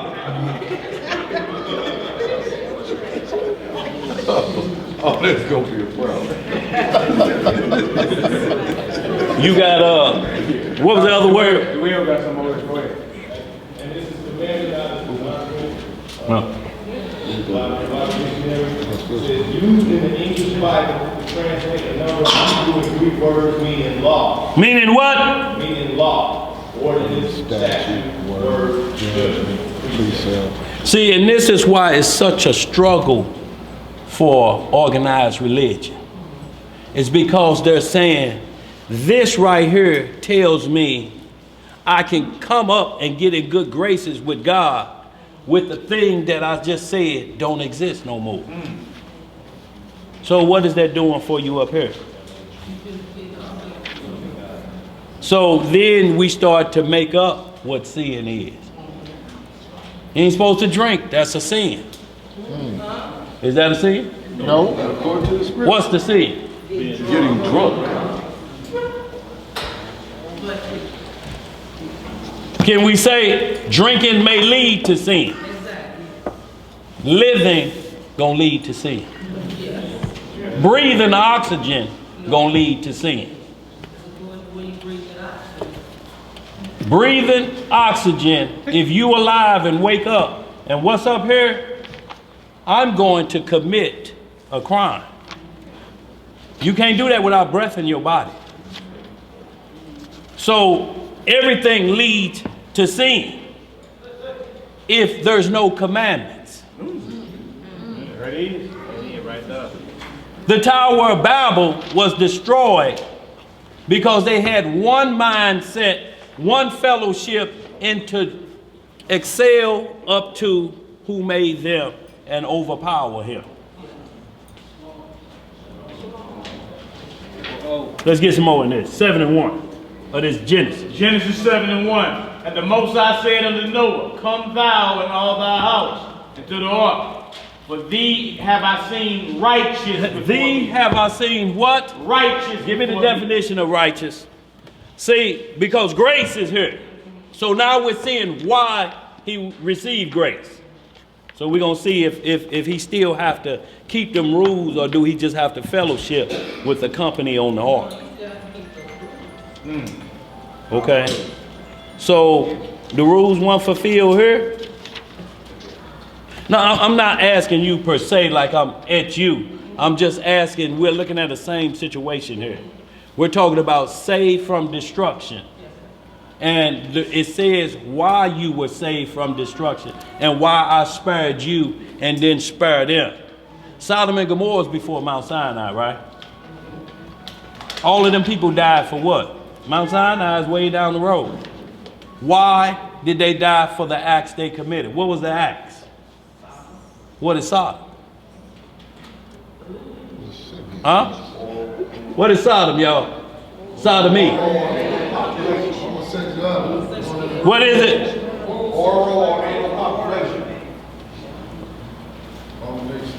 Of the same sex. But it's more than that, though. It's more than that. Also, it was a hospitality problem.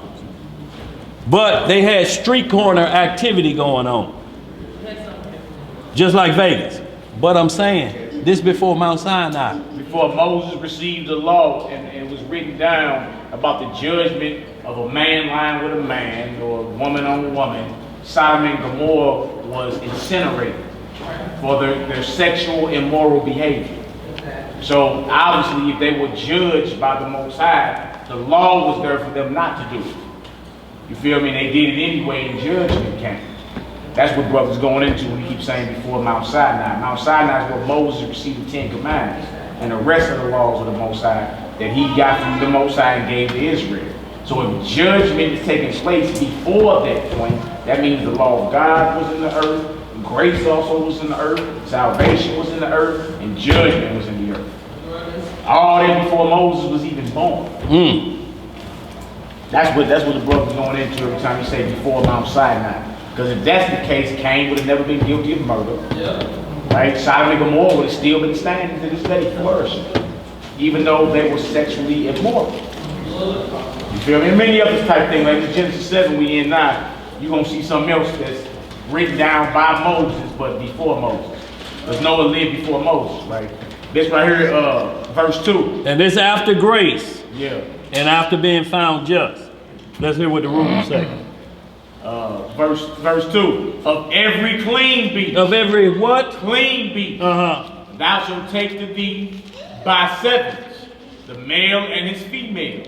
And of the beasts that are not clean, by two, the male and his female. So, just give me Leviticus 11 and 1 real quick. Just so we can touch base on this. Somebody just grab it real quick. Grace, you see salvation, spared from destruction. And even after salvation, you still got to be obedient and righteous. Dealing with the Most High. Feel me? It wouldn't be no different in the salvation that we looking for. So you asked a question about eating. When we're talking about eat what you want. Here after grace, he received grace.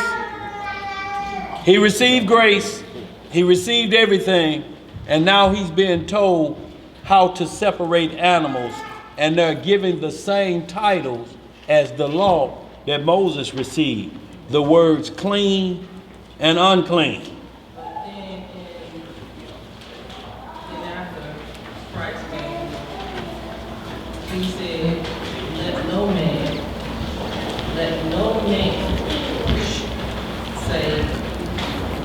man say is unclean. Clean. Let no man say what God has cleansed, call thou unclean.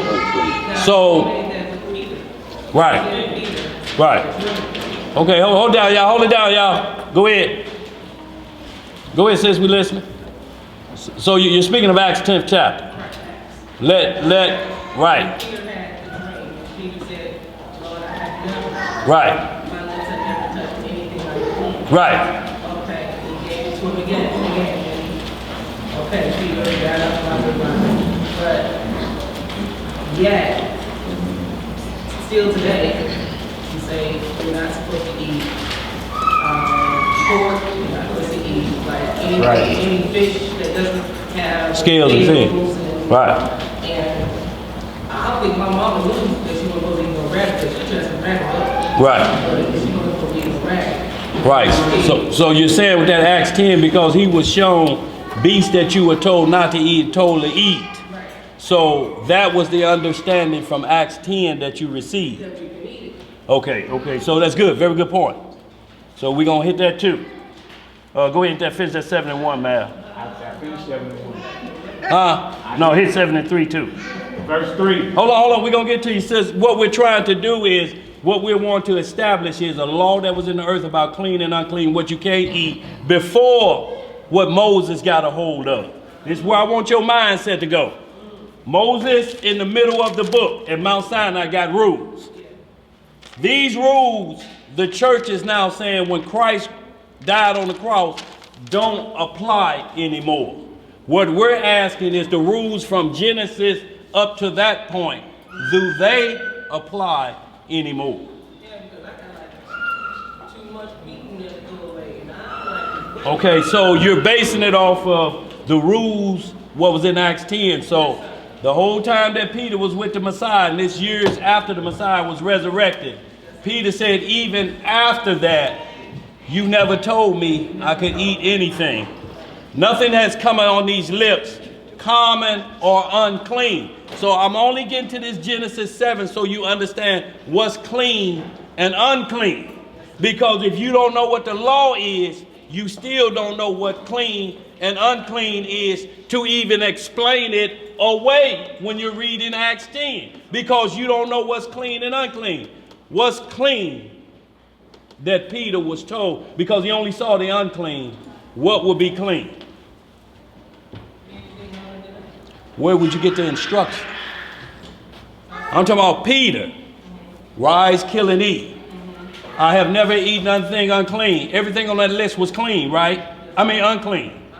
Right, and told to eat it. How would he know to differentiate after the Messiah what's unclean and what's clean? How did he make that determination off of that scripture? I mean, he's seeing the unclean. He's wise up here. He said it ain't never happened while the Messiah lived.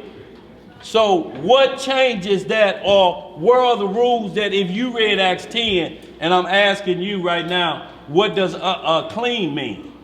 When he says, I ain't nothing unclean, what did he eat that was justified? What else? What kind of fish? Catfish? I'm asking you. Okay, how do you know that? Yeah. So you're saying scavenger is unclean, right? It's unclean, right? So it would be included in that list, Peter, rise, kill, and eat now. He could eat catfish now. Huh? You can eat unclean foods. Okay, that's where we want to be. Finish that up, man. I just want to hit that too so we know about the fowls too. Because there's a difference in fowls. Genesis 73, of fowls also of the earth, by sevens, the male and the female, to keep seed alive upon the face of all the earth. So you always heard Noah took them on the ark 2 by 2. How does this say they went on the ark? No, I heard. No, I'm just saying. How would we just read? How did it tell he was instructed to bring them on the ark? The clean by how many numbers? The clean 7 and the unclean by 2. So 7 pairs of male and female sheep. 7 pairs. 2 pairs of pigs. So there's a wide range of 5 on the clean side getting on the ark. Okay, so Leviticus 11 and Deuteronomy 14 is in effect with Noah before Mount Sinai. Because we're talking clean and unclean. We're talking Peter all the way up in the 10th chapter, a couple years after the Messiah was crucified and rose on high. So we're back to the same discussion in Genesis about clean and unclean. So there was rules, right? So these are rules after grace. To keep what type of diet?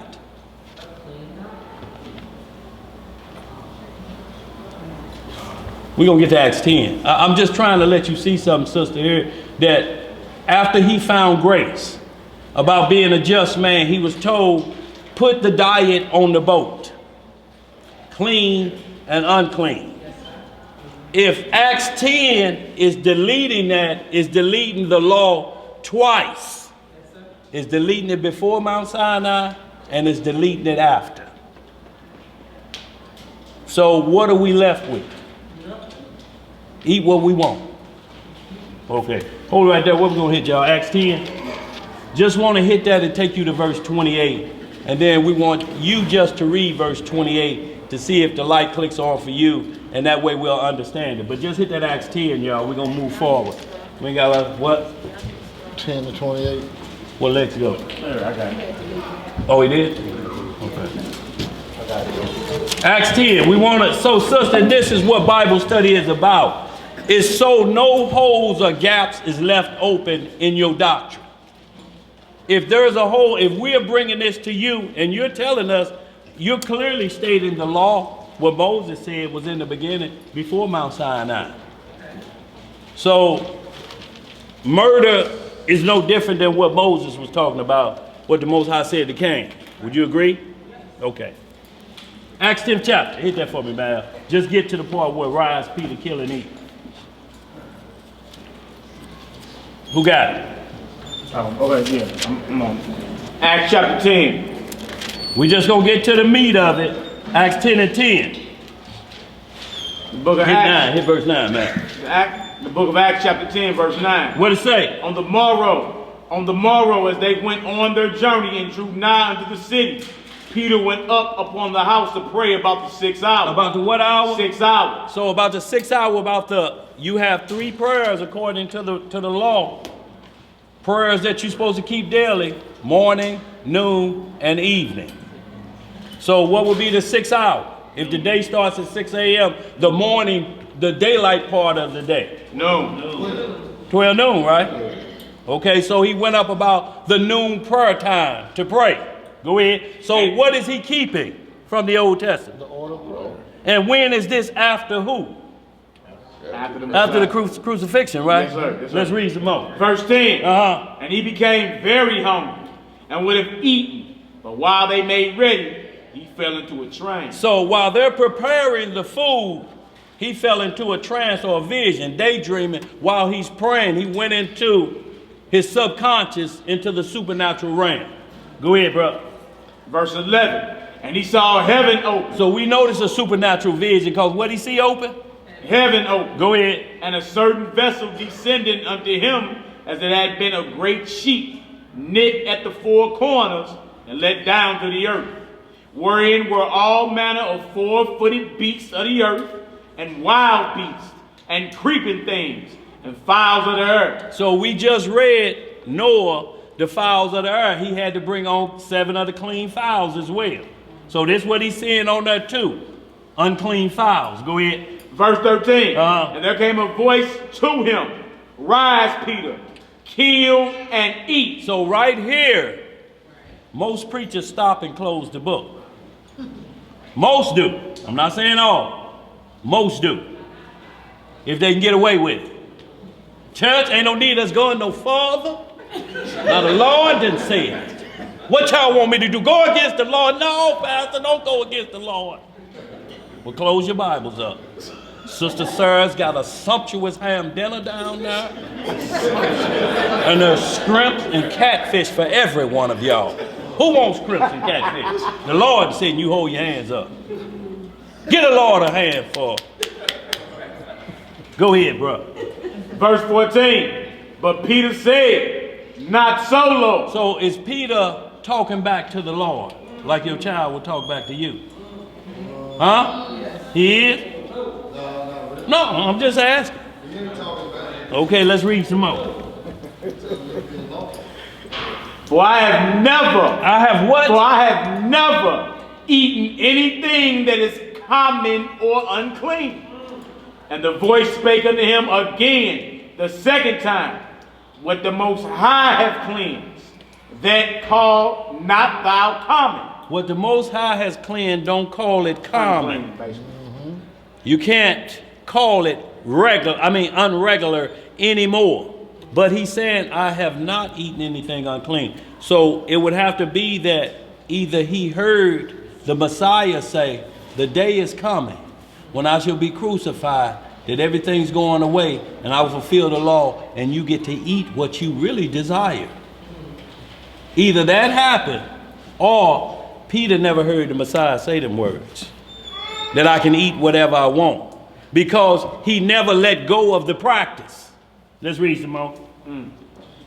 Verse 16. What it say? This was done thrice, and the vessel was received up again into heaven. Now this verse 17 has got some questions concerning this. Go ahead, bro.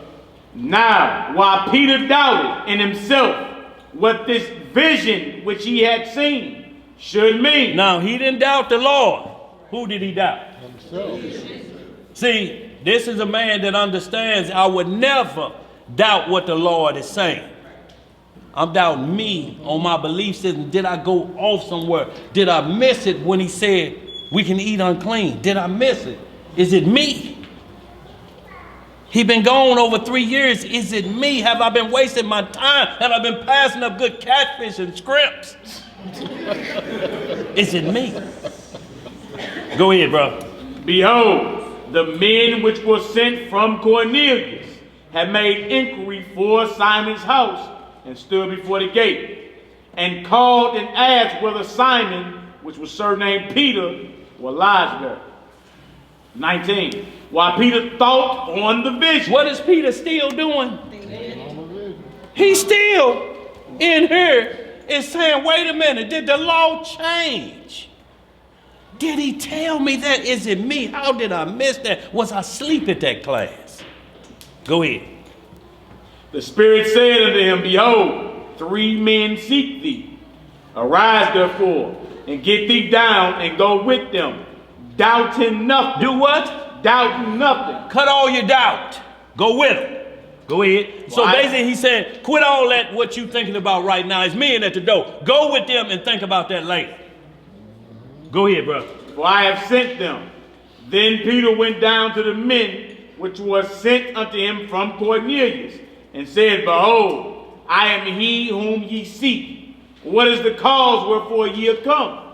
And they said, Cornelius, the centurion, a just man. A what man? Just man.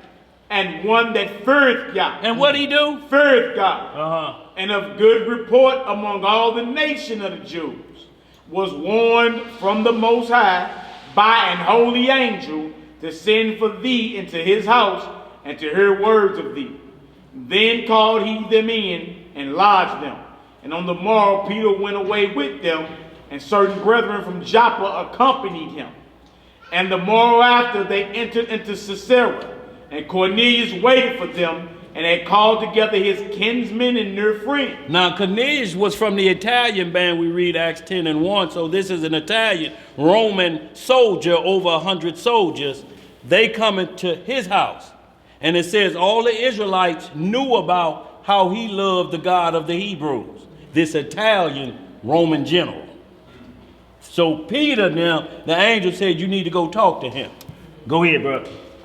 And as Peter was coming in, Cornelius met him and fell down at his feet and worshiped him. But Peter took him up, saying, stand up. I myself also am a man. And as he talked with him, he went in and found many that were come together. And he said unto them, ye know how that it is an unlawful thing for a man that is a Jew to keep company or come unto one of another nation. Hold it right there. Now the conversation is everybody in here know about the Lord, because Cornelius, they devout. Everybody from the Jews vouching for him. This a Gentile know this word. Everybody's saying it. He said, but everybody in the law know how it's in a common thing for Israelites to company with other nations on anything about this Bible. They're outsiders. Go ahead. But the Most High have showed me. Has showed you what? But the Most High have showed me that I should not call any man common or unclean. So what's the moral of the story, sister? What was the rise, kill, and eat about? It was about a Jew and Gentile. What about it? That they are both the same. That they're what? They're both the same. No, it didn't say the same. It says not to do what? They're not unclean. No. They're together. They can be together. Read it again. You read it to us. Verse 28. Yeah. Read 28 to us. I want you to see what the words are saying. Not to do what?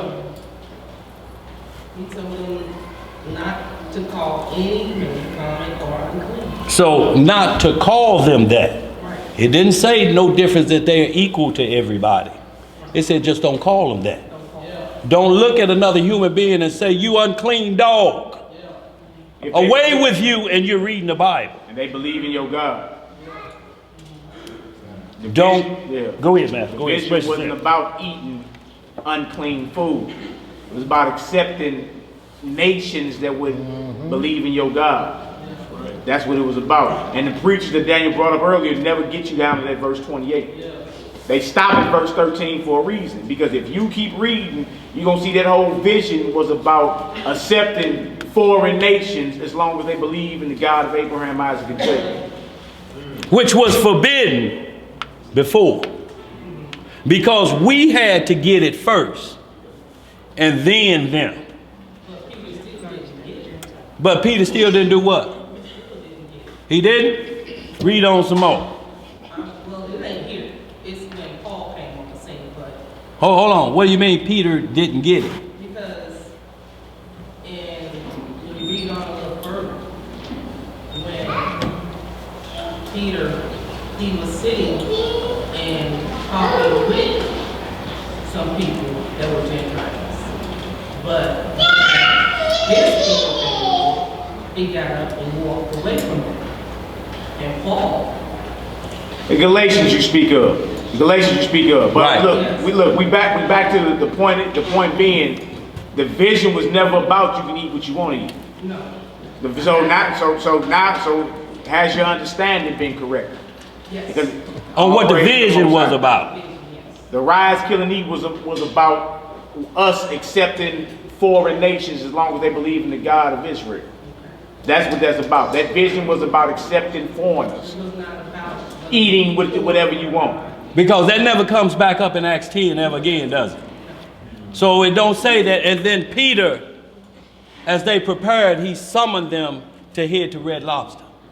That ain't in there. Ordered a slab of baby backs. Yeah. So this is what we want you to understand, how the language, once you keep reading and understand subject matter. Now, it may appear that Peter didn't get it because, but that was what we call peer pressure. Like some of y'all, when you get around preachers and they say, you know, she say she a Hebrew. I wasn't saying it like that. I wasn't saying it like that. That's all Peter did because of the force of the Hebrews that didn't want to accept other nations. So Peter was around them, and when they saw other nations and Peter it wasn't that when Peter was with Paul, it was when he was with other ones. That he was with them, yeah, man, them Gentiles, yeah, dog, ain't got no time for them. So Paul corrected that. You remember that vision you had. It still wasn't about meat. He corrected him about that. He said, when you get around your brother, you act like you don't know other nations. That's what that conversation was about. But it didn't have nothing to do with getting it. What he had to get was a respect of persons out of his system. And that's what the Most High was showing him. He said, whoever I show my word to, y'all ain't got nothing to say about it. Because I made y'all. I can make a rock do what y'all doing. Y'all ain't doing nothing special. Y'all ain't special. You niggas is sinners. If you hadn't to be my son, wouldn't be on that cross. What are y'all bragging about? I could do this with any other nation. And I'm going to show y'all. That's what the vision was about. But other men would not accept it. They wouldn't even accept him circumcising or walking with Timothy because he said he uncircumcised. They would actually, priests pull his robe up like this. And look, if he had the blunt tip,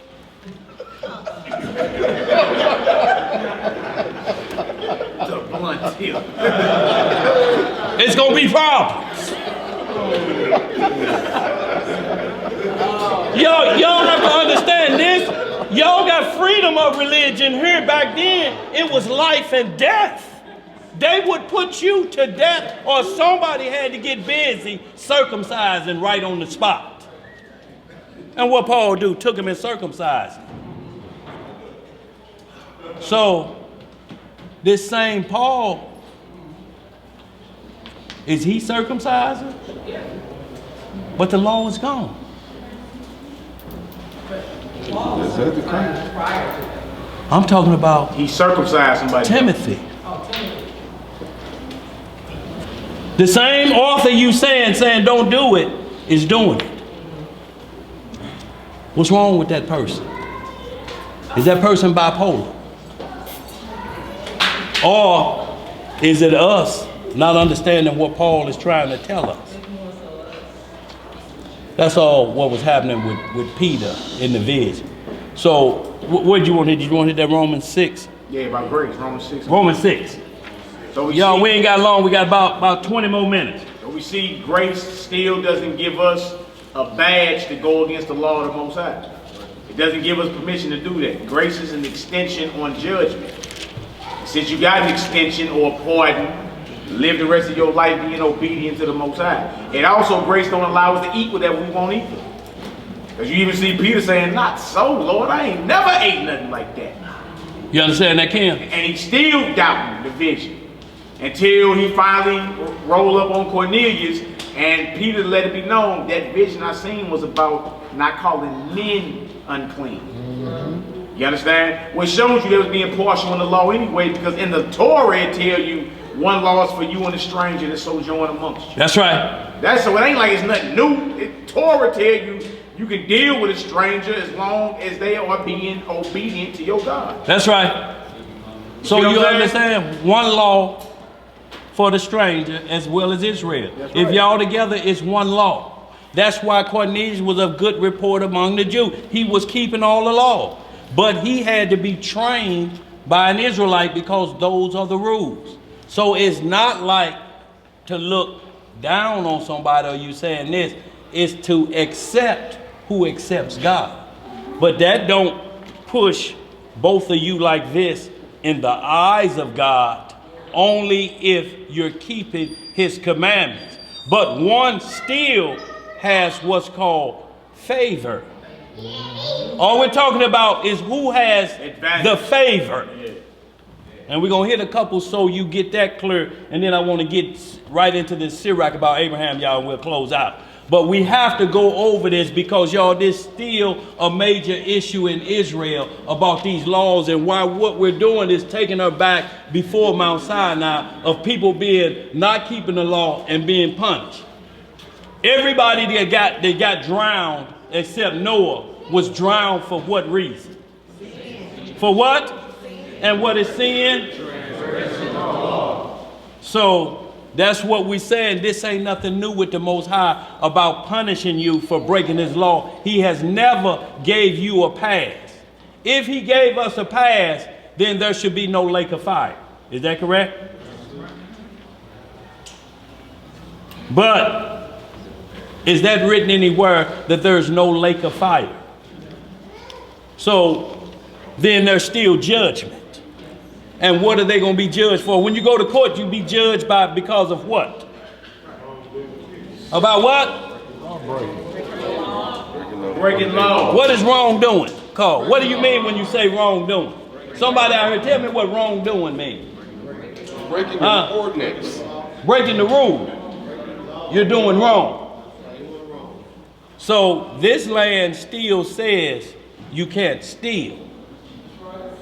But yet they'll listen to this land say you can't steal versus what the Most High said you can't steal. They say we don't have to read that no more. Even the Big Ten. Creflo Dollar. You don't have to worry about any of that. But tithing is a law. Yet they go to Malachi 3:8 in the Old Testament and say non-tithers ought to be shot. Why? Would Creflo say that and the law is done away with? Tithing is a law according to Nehemiah 10, Numbers 18:36. Tithing is a law. It's commanded. You were commanded to tithe. Why didn't that leave with Christ as well? Why do they still tithe? What's the reason? Because I'm just marking down a few as we move along. What's the law on tithe that you heard at church? Huh? I ain't hear you. 10%. 10% about tithe. And they saying if you don't do this, what happens? Huh? No, I'm saying if you say I ain't tithing, what do the people say to them? When the plate come to them, man, get that on past me. What do the people say to them? I mean, what? Huh? What they say gonna happen to you? What? You gonna what? You the devil. So all the laws were done away with except the tithing law. We got to exact it like the old law said. 10% of a cheerful giver now. Right. Hey, look, y'all, and y'all laughing, but this was being taught. Of a cheerful giver. So, but I want you to understand this, sis. So, cheerfully give 10%. So, if the light bill's due, the gas bill is due, the car note people chasing you, the mule thieves out in the parking lot, waiting to get your vehicle. And you give them 10%. So, would that be cheerful knowing? So, do they say that? Make sure everything is taken care of? Okay. So, your faith is God is going to take care of this, God is going to take care of that. All you got to do is pay your 10% like you're supposed to, and your faith in God makes you get. I'm like, hey, you ought to recognize, look, I got to do. okay, so good you think that way. But let's hit this Romans 6, y'all. I don't want to get too far behind. Y'all, but we're just asking them questions because these are questions going to be asked to y'all all the time. And y'all got to get in the head of what's being put in their head so you know what war you're dealing with. If you can't figure out or go to this way, we're all in the same Bible. You just have to make them see what they were told not to look at anymore. Don't look at that. Don't you look at that. It's like when you got a certain age, boys, and your mother, when she finally tell you you can't watch her dress no more. Boy, turn your head. It's an age when she see you looking like you licking your eyebrows at her putting on her underwear. And she tell you turn your head. That means you can't be in there no more. Your look is different. Your look is different at your mama. You can't look at her dressing like this.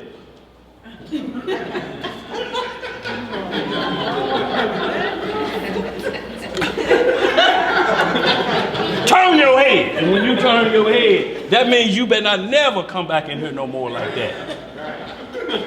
You're too old now. You have a different vision on what you see.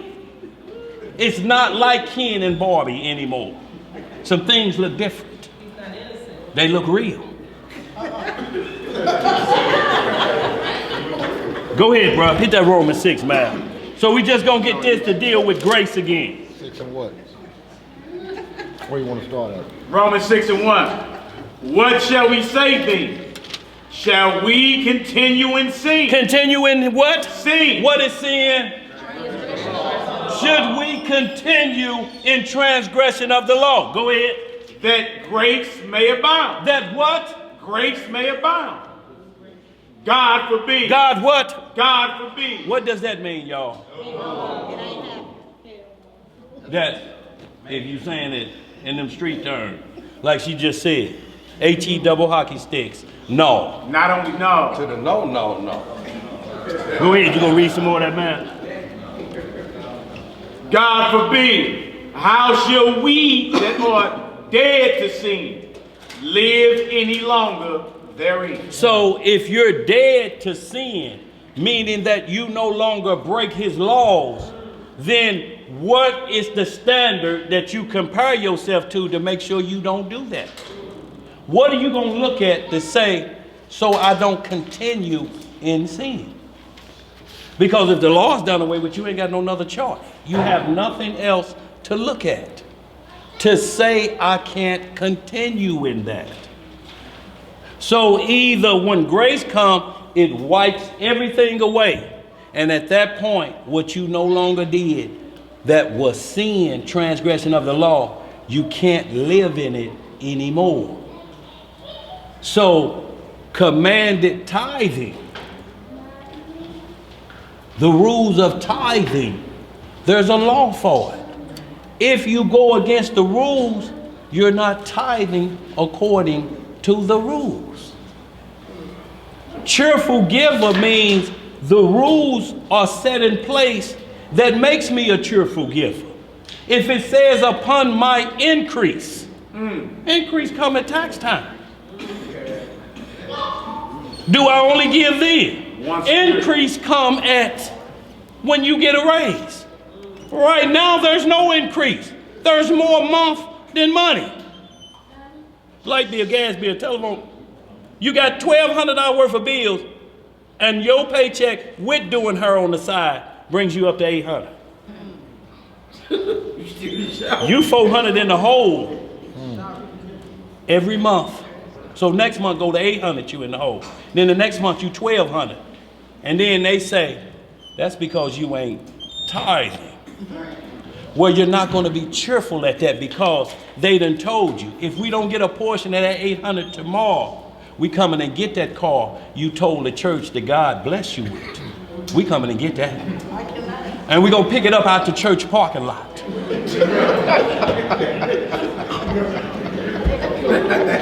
You think the mule thieves care what a car at? Not a gift from God. That's his job. I come to get that mule. This was a gift from God. You can't have it. Man, was you finished with that? Yeah. So,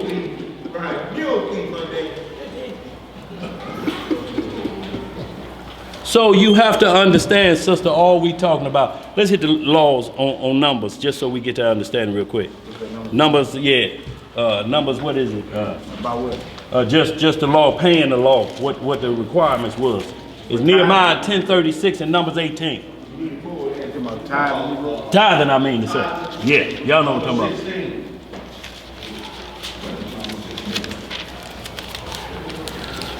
No, we're going to get to it in Hebrews 7, because everything you're reading, that what Paul is showing you, what Paul is trying to tell all of them, it didn't start in Mount Sinai.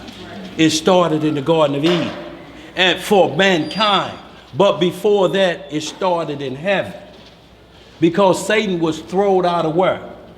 For doing what? Huh? For fighting? For fighting. So fighting is not allowed in heaven. Fighting is not allowed in heaven. I mean, what rules say that?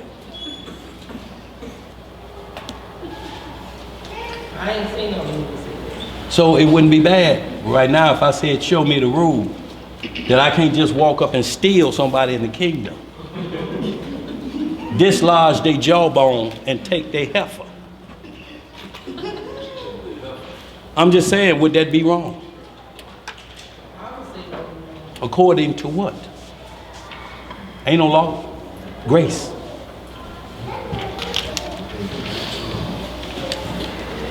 We're going to hit some Romans 7 too for you. I just want them to hit that. Go ahead, Mal. With this Now it's on rule, Numbers 18? Yeah.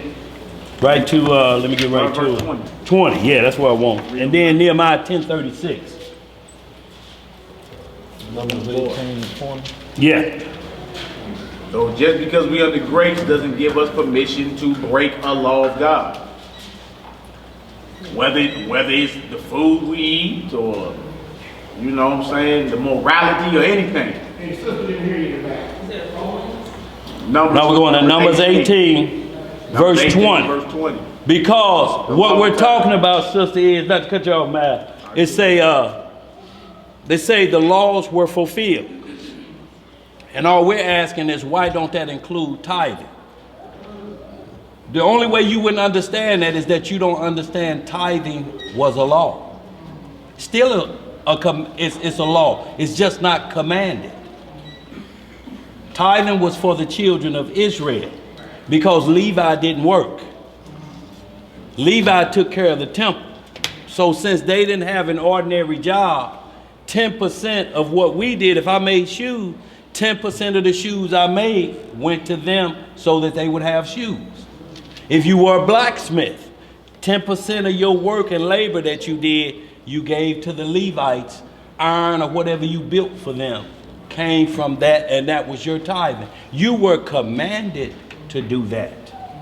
If you ran a business, you had to take care of who God was putting out there.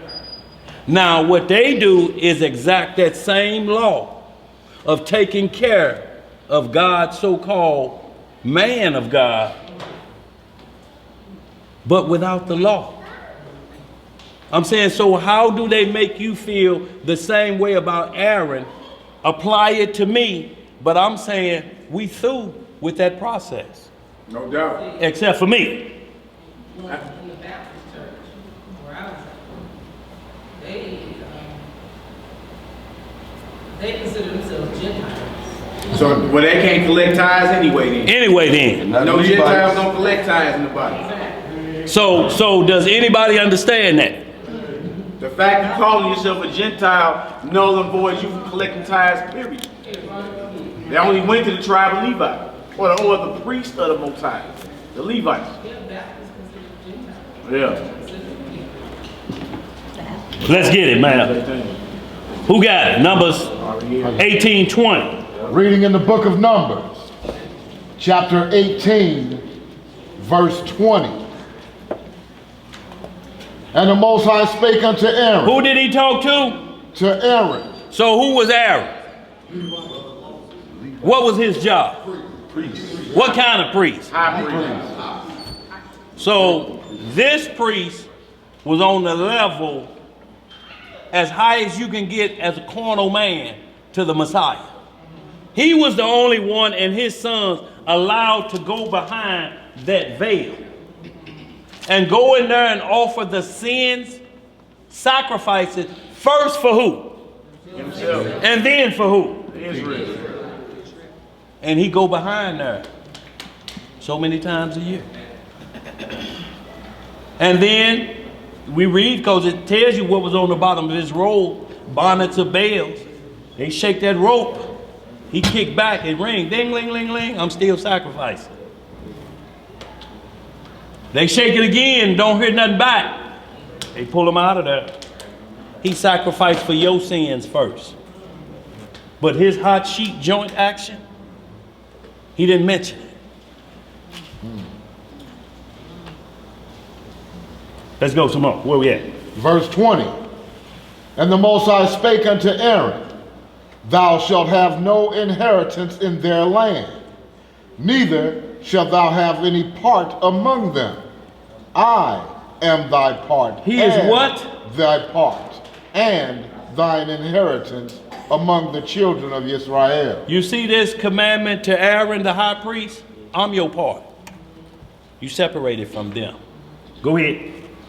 And behold, I have given the children of Levi all the tenth in Israel for an inheritance, for their service which they serve, even the service of the tabernacle of the congregation. See, so he said, because of y'all service, I'm giving y'all 10%. This is the same thing modern religion teaches. Because I get up every Sunday morning, I pass up football to teach y'all nothing for an hour and a half. I get a 10th. Where you think he getting that from? Because it ain't in the New Testament. It is nowhere in there in the New Testament. Go ahead. Not from the order that they do it, because they're commanding with a percentage. A cheerful giver, there's no percentage.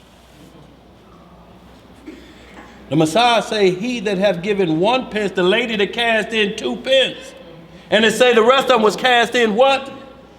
Much money. Y'all know what much money is? That was rain money up in there. But who he say gave the most? With how much? So we're not talking about commanded to a point that where you understand, you got to be willing to give because you believe it's for another work. The fatherless and the widows. Not for pastor to buy a Learjet and live in a $100,000 house on your dime. That's not very much house. Huh? $100,000? I was talking about his bathroom. Oh, okay. Yeah, where he spent most of his time getting primped up for church, practicing his well, man. Well, that ain't it. Well, yeah, that's it. That's gonna get him. That's gonna get him.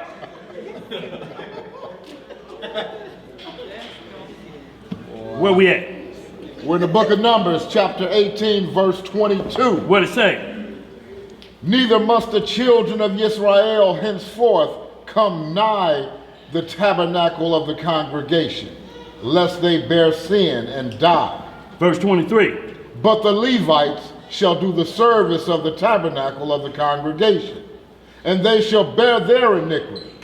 It shall be a statute. A what? A statute forever throughout your generations, that among the children of Israel they have no inheritance. So you see, throughout their generations until it changes of the law of tithing.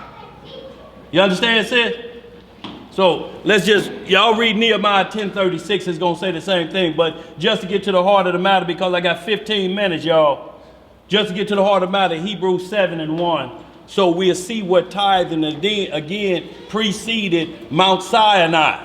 And we're going to see, was it a cheerful giver or was it commanded 10%? Unless it was free will. Understand this, y'all. We're not saying you don't have to tithe. But you're only commanded to give what your heart says I'm able to give. If that's 1%, then give 1%. If it's 99%, you got it like that, then give 99%. But you're not on the hook for 10 every first and third Sunday. Is every Sunday? What you got back there, Ring? Hold it down, y'all. Listen up. What it say? Read that for. It say, starting 22. Thou shalt truly tithe all the increase of thy seed. All the what?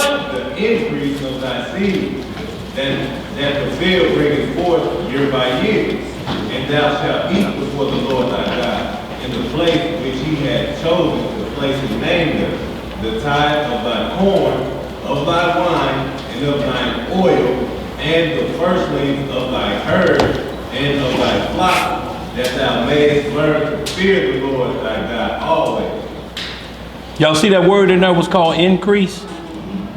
Y'all, if there's no increase, you cannot give.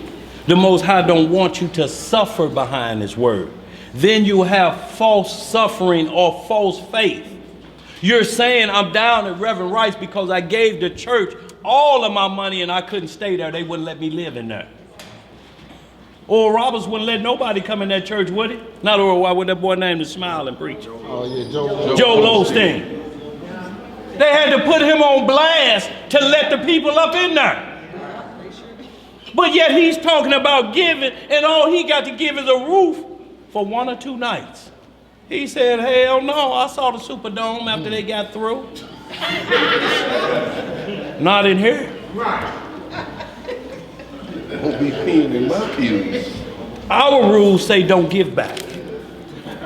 That's what our rules say. No giving back. No American giver. No, the Indians didn't. They wasn't the one. They didn't have their fingers like this behind their back. It was the other one, the American giver. We're going to give you a contract and then we're going to take it back. The Indians didn't do that. They didn't say give us back what we agreed to. Somebody else did that. That's another misnomer. We got to be careful that you call somebody an Indian giver. That means you agree to something and take it back. Did the Indians ever do that? No. I mean, they're recorded. So why are we giving them that jacket? Because we in Babylon. Where we at? We're in the book of Hebrews, Chapter 7, verse 1, y'all. And we're going to, y'all, but get to this Sirach while we got 15 minutes, y'all. We're going to get out of here. The book of Hebrews, chapter 7, verse 1. For this Melchizedek, king of Salem, priest of the Most High Yah, who met Abraham returning from the slaughter of the king. So we'll see it's talking about an event that happened in time. And the event is happening before Mount Sinai. So he wants you to get your mind straight. We back in the book of Genesis. Go ahead. And blessed him. And did what? And blessed him. To whom also Abraham gave a 10th part of all. Uh-oh. Hold on, ain't no priest here.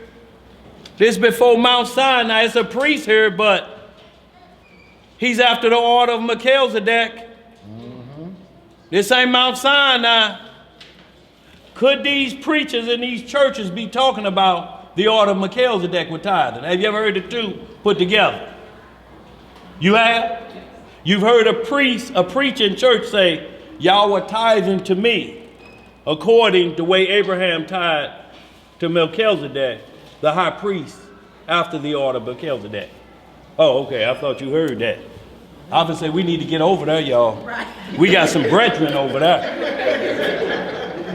But you saying, no, it wasn't said like that. Okay, let's read some more. To whom also Abraham gave a 10th part of all. First being by interpretation, king of righteousness. King of what? Of righteousness. This who he gave a 10th to. The king of righteousness. What is righteousness? So he gave a 10th to a law-abiding citizen. But not only this, but it was to the king of righteousness. He gave a 10th. Voluntarily, or did he do it every week? Anybody know? How often did Abraham do this? How many times is he recorded that he did this? And why did he do it? Whose money was that he gave? Huh? Where'd he get that money? Huh? Was that out of his flocks? No. That wasn't out of his flocks? It was his part of his increase. Where did that increase come from? Did he keep any of that for himself? He gave the rest back to all them. He said, but this portion of the spoil, of the increase. You hit the lotto, pick 6 or whatever it is. Whatever it may be, you give a portion of that upon the increase. That's increase. That's stress reliever. That's Hank away from the front door reliever. See, old folks say that keep the Hanks away. They're green. It's a defense. Money is a defense, like Ecclesiastes tell us, but it's not a salvation tool. You can't buy the death angel away. When he's ordered, you can give him your PIN number. He didn't come for your PIN number. He come to deliver you either to Abraham's bosom, the other side of that gulf, or the holding spot for your soul to judgment. He's not coming for a PIN number. He don't care nothing about money. He don't get paid like that. Where we at? King of righteousness. And after that also, king of Salem, which is king of peace. Without father, without mother, without descent, having neither beginning of days nor end of life, but made like unto the Son of Yah, abideth a priest continually. So right here it says he ain't got no father, no mother. He's like unto the Son of Man. No beginning of days of ending. Well, in the book of Jasher, it say that high priest was Shem. Shem had a father and a mother. The Messiah we know had a father. Because he talked about it. Who's the only individual we know of that we never heard about his father or his mother or his beginning of days? The ancient of days. The Father. I am that I am. See, Christ is the priest after our Father's orders. The same orders he gave to Adam. He was a Melchizedek priest with orders. When we went into Egypt, we were stripped of our culture. We became Egyptians. Like now we're Gentiles and we say we're Americans. Stripped of our culture. But it's coming back again. But we can't go back to the schoolmaster. We can't go back the way where we already came. That means we're going to have to crucify the Messiah again. We can't go that route no more. One crucifixion. You can't put him back up there no more and say, now it's our turn, Lord. We can show you we'll be better than our forefathers. No, it's done. Now you're in the wilderness of the people.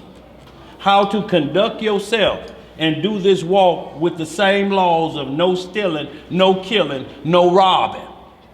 And you're commanded in Hebrews 10 to fellowship with like-minded believers. So either you doing that with ones who don't have to keep the law, or you doing it with the ones that has to keep the law. The law keeper. And we know what it's like with the ones that don't keep the law. Everybody in this room know what it's like. And on the list. You get prepared when you get ready to go to the party. Junior gonna be there. Oh Lord, not Junior. And he bringing them 3 bad chillins of his, Earl, Rufus, and Raymond.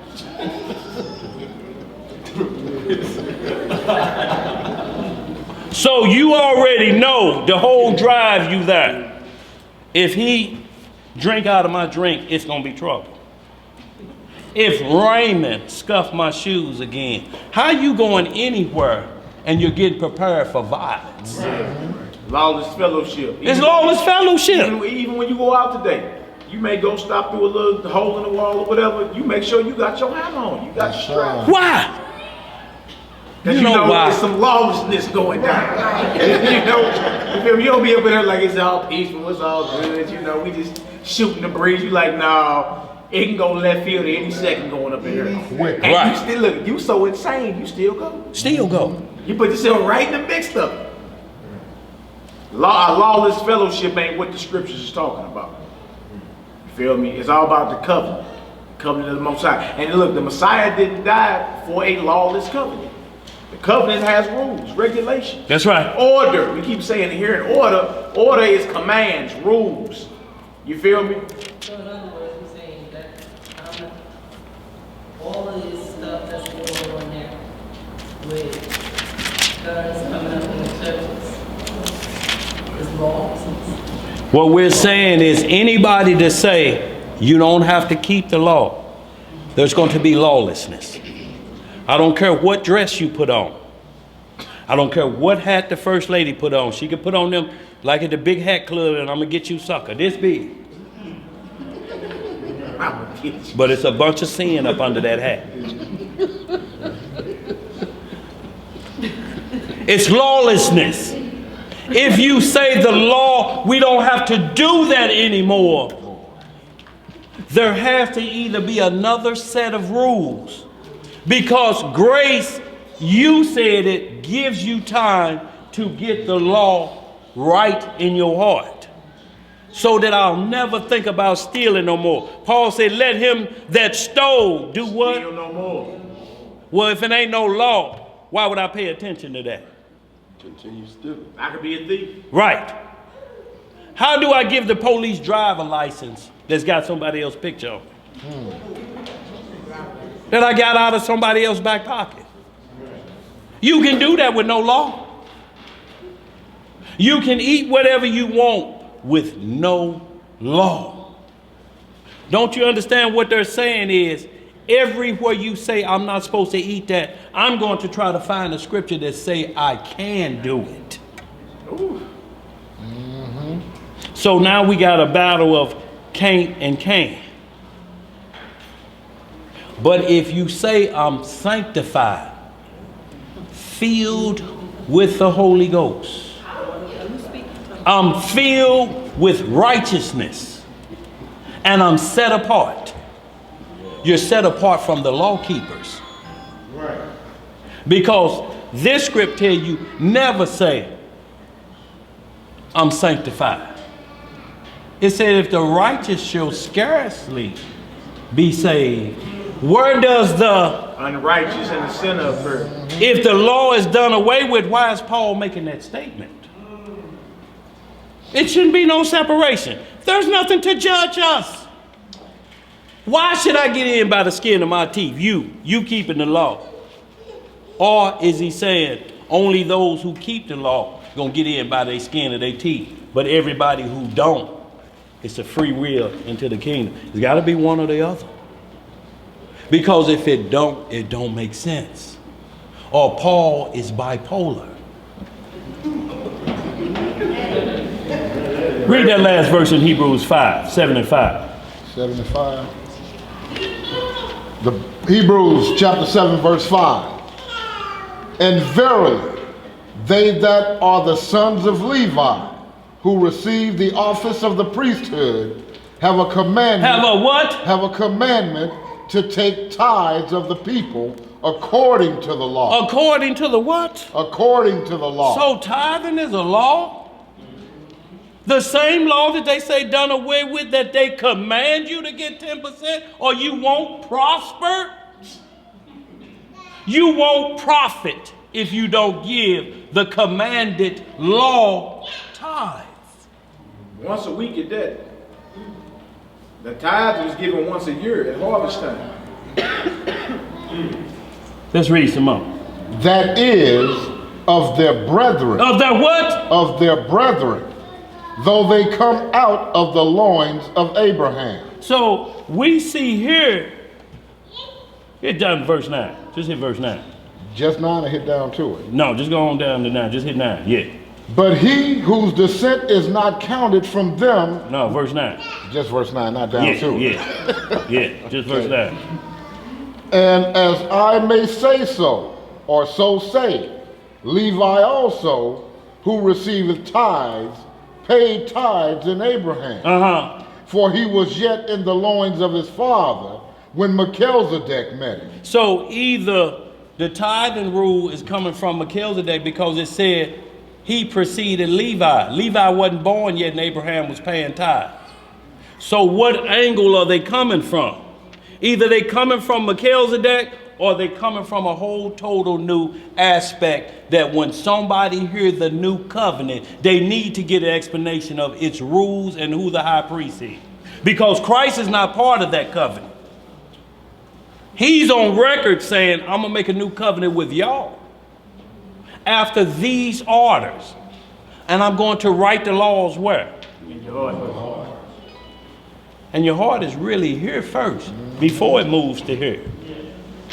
If you move it here first, you're going to love out of concern and what you may think is right because you're doing it from your heart, this heart.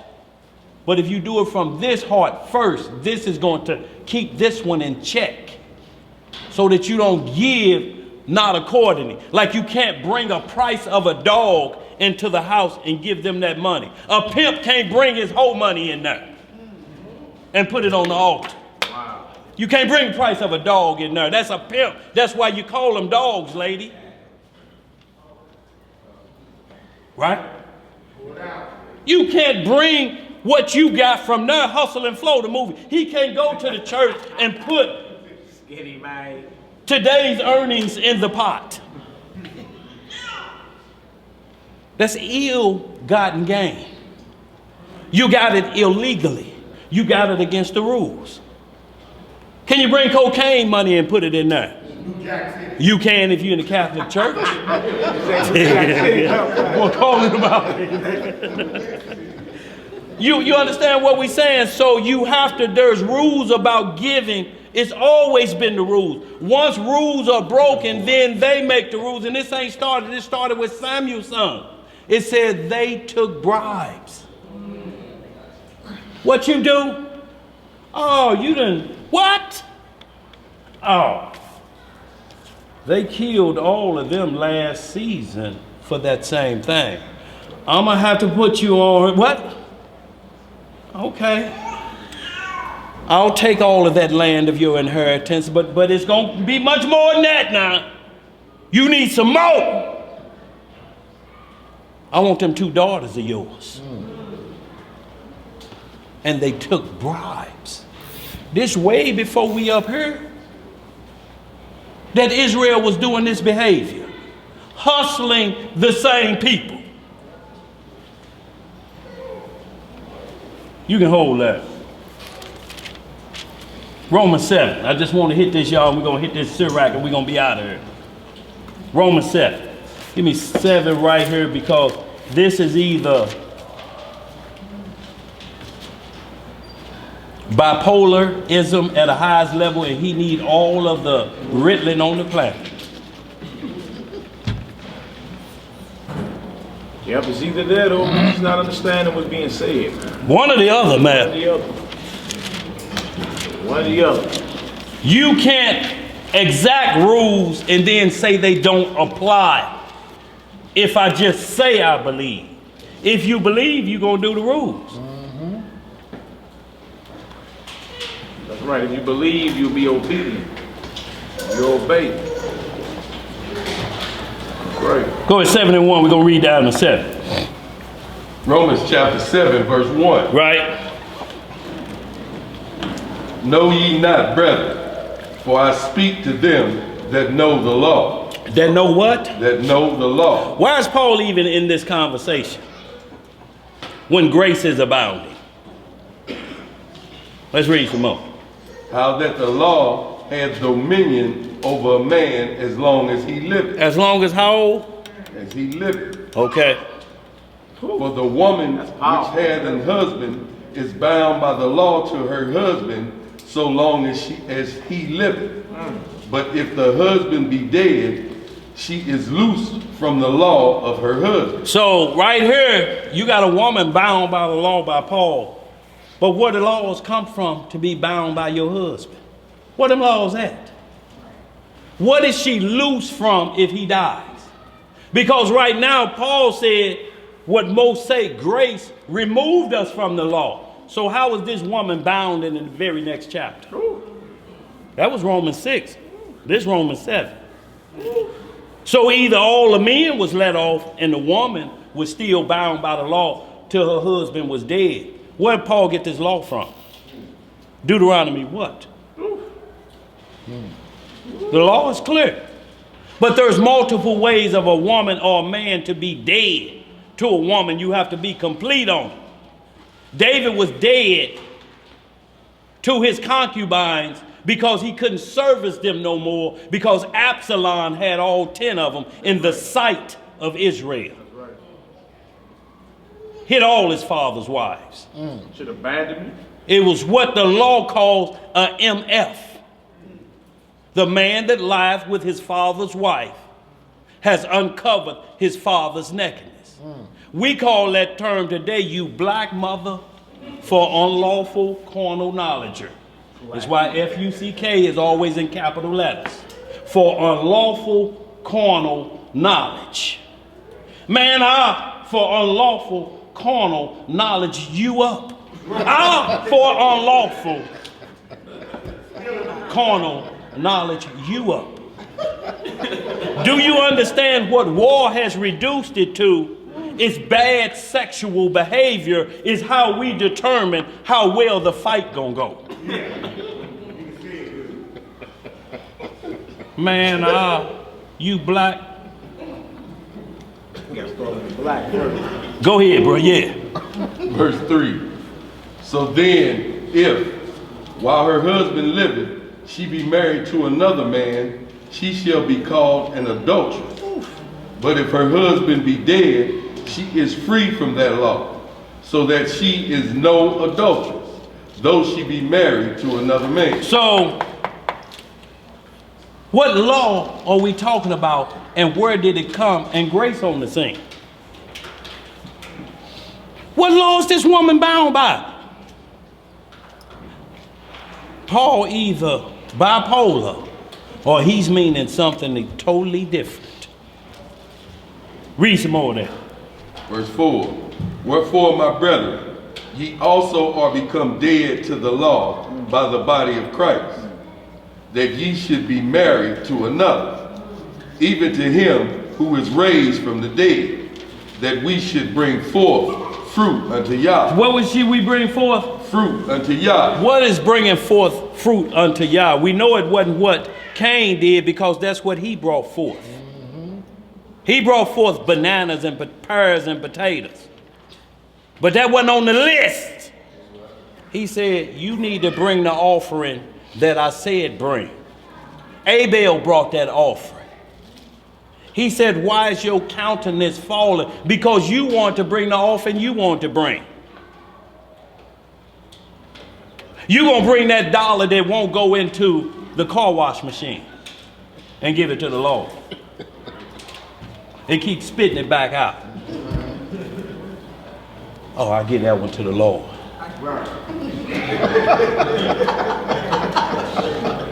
Where we at? Verse 5. For when we are in the flesh, the motions of sin. When we in the what? Flesh. The motion of sins, which were by the law, did work our members to bring forth fruit unto death. But now we are delivered from the law, that being dead wherein we were held, that we should serve in newness of spirit, and not in the oldness of the letter. There it is, church. I'm not going another step forward. You done seen it. What more do I have to do, church? Read the next verse, Pastor. Read the next verse. What shall we say then? Is the law sin? Is the law sin? That's what Creflo Dollar teach. That's what he's on record saying it. The devil wants you to keep the law. The law is sin, even the big T. Go ahead, bro. Yah forbid. Yah what? Yah forbid. Nay, I had not known sin, but by the law. So how else you gonna know what sin is if it ain't for the law? How you gonna even control yourself in grace and you ain't got a clue what the law is? What are you being given an extension of time for if there's no law? Right. What is grace here for? Should I continue to sin that grace may abound? God forbid. God what? Forbid. So we see two forbiddings about the law. That something can replace it. Go ahead, brother. For I had not known lust, except the law had said, thou shalt not covet. So right here, thou shalt not covet. That's how I found out for lust is. Is lust in the world today, in church today? Oh, yeah. Do they talk about lust? Yes. Why do they talk about lust and it's a sin? Because they lawless. No, I'm just saying. Why do you tell somebody to stay away from it and it's part of the law? We're dead to sin. So if we do it, it don't count. Y'all think all them chillings on the front row because I cared about the law?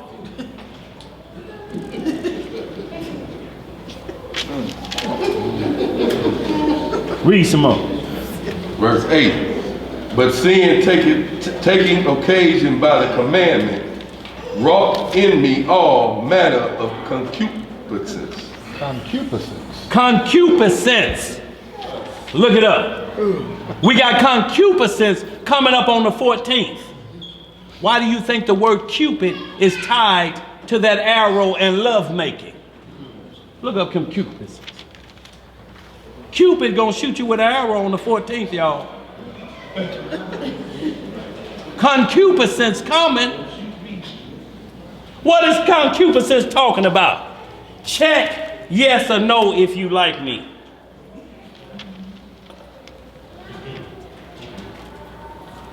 Concupiscence is G 1939. Desire. The what? Desire. Craving. What? Wow. Craving. Wow. Longing. What? longing, desires for what is forbidden, lust. Desires for what is forbidden. And if you think that ain't gonna happen on the 14th, we all know better. A box of chocolates, a blunt, sunflower seeds, and a few roses. Blunts of sunflower seeds. And a couple of roses. For lust. The Bible don't speak of roses because it's a thorn bush. That's right. It speaks of lilies. The rose of Sharon is the lily. They smell so much better. Andre 3000 tried to tell you roses smell like what? Boo boo. Boo boo. Lilies is the rose of Sharon. Get some lilies up in the house and watch how they smell. You smell how them lilies smell? Okay. I'm gonna stop before the 14th. No. But y'all understand how we've been moved to unlawful lust. Thorn. If you tried to pick them, what's gonna happen? Oh, they're so proud.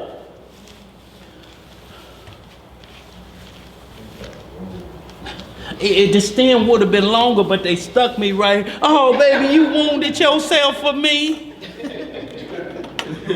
What am I think I'm gonna get? Some concupiscence. Some longing, desire. It's part of the rules of the world. On this night, you can't say no. You can't have no headache. Because concupiscence laws are established tonight. And you don't think the preacher tomorrow gonna pass out roses? We know what we do. We've been there to all the mothers. Here's one for you, and here's a concoction for you. They give them out. They're gonna give them out tomorrow. To justify that commandment. But is the rose of Sharon gonna be given out? Lilies gonna be given out. You know when they give out lilies? At a funeral.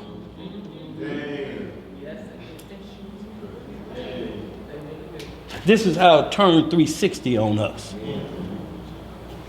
That's why. Did we? What you saying, sis? That's why when babies are born, they all laugh. But you're supposed to cry. You're supposed to laugh when you go home back home. You're supposed to cry when you have a home home.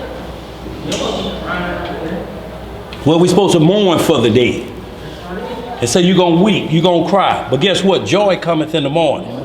You got to get in your mind you ain't going to never see that individual till the resurrection. They're not watching you playing basketball. They're not doing none of that. They're not clapping as you going across the stage. How in heaven, and you're concerned with what's happening down here? How I get that diploma like this? Cheating off your paper. And she's in heaven like this. I know he was going to do it. Clapping for unrighteousness. That boy had it in him. He's a good cheater. I learned the hard way of that. The hard way. Vernon Dozier, A student. He do his paper like that.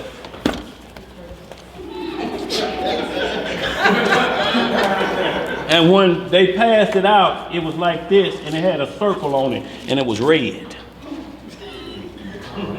And when he got his paper, it had this on it. And at that point, I knew he was tired of me copying off his paper. Didn't want to tell me, he showed me.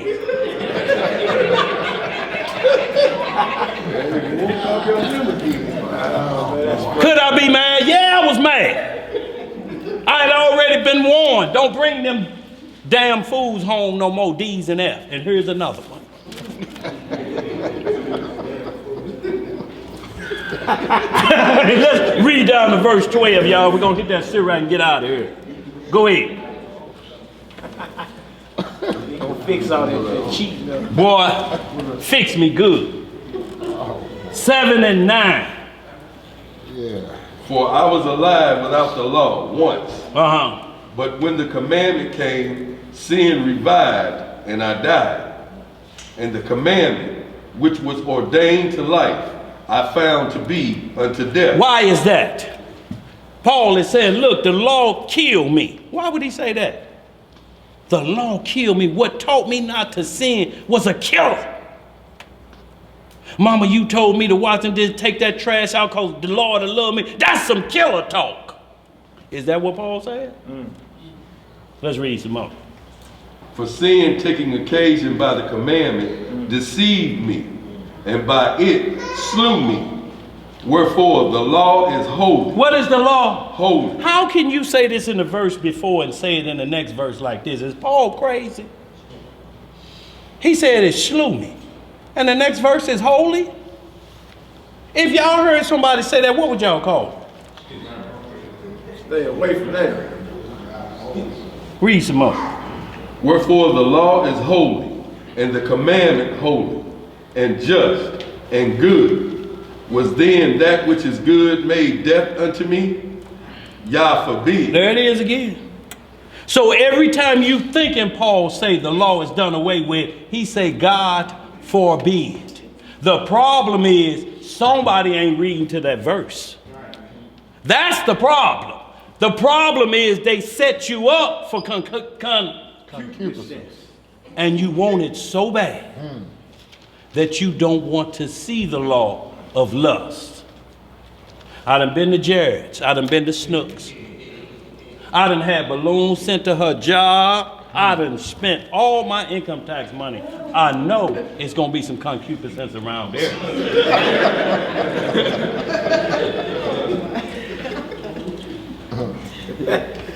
And she tell you wait till Sports Center over, and then when you go in there, it's snowing, sound like lumberjacks in there. Dejected and walk back out. But see, you're playing the rules of the world, and they dictate to you when you can have relationships. But they want your mind full of concupiscence. And you're thinking of concupiscence. Things I'm going to be rewarded for this. But yet, guess what's going to happen on the 14th when you tell them we don't do Valentine's Day? Got you a cheap bastard, don't you? I had a cheap bastard, though. But see, I got Earl now. He got a club foot and 2 of his fingers don't work, but he ain't cheap.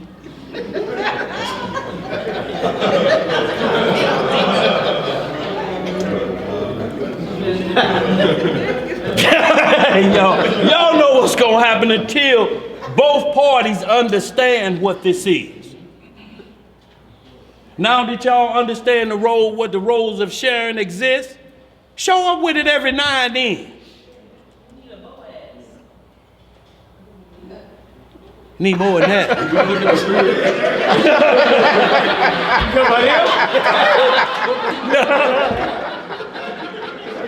right. Yo, this Bible study, she didn't know that he Hey!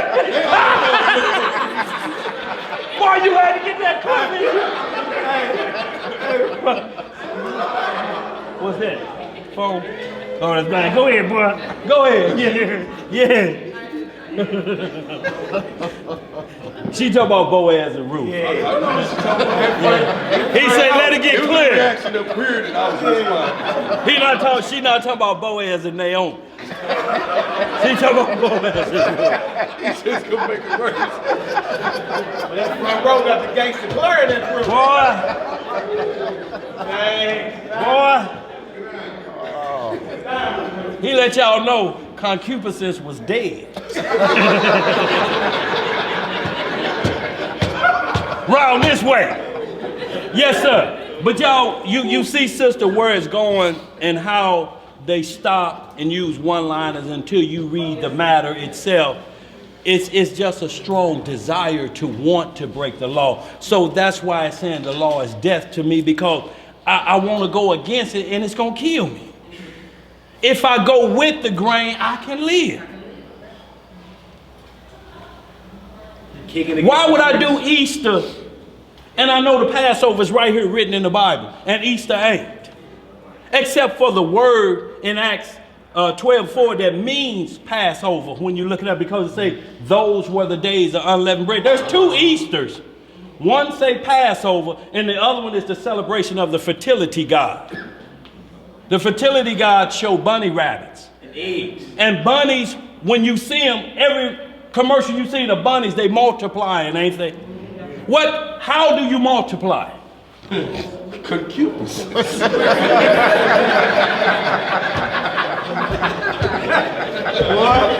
I'll be saying that word all night. But the Passover and its practices removes concupiscence, because you have to get the what out? The leaven. That's right. So which one you gonna do? And look, the Passover this year falling on the 31st, the Good Friday falling on the 1st. So the 30th, they're going to have Easter that Sunday and the Passover that Saturday. So once again, they're both together like the devil likes it. Mm-hmm. You choose your poison. Which one you going to do? That's crazy. Were they back to back? This one you going to enjoy on the 31st. You going to have a good time. You going to fellowship. You going to do this. This one, you got to wear clothes that you really don't like. You got to give money that you ain't gave all year. You are going to show up and you ain't showed up all year, so you're going to be forced in there and you're going to be given money and forced to give it on that day. Last time I went to church on Easter, they passed the plate 6 times. There's a number on there. Then my aunt asked me, you gonna come back? I said, no. Need my money.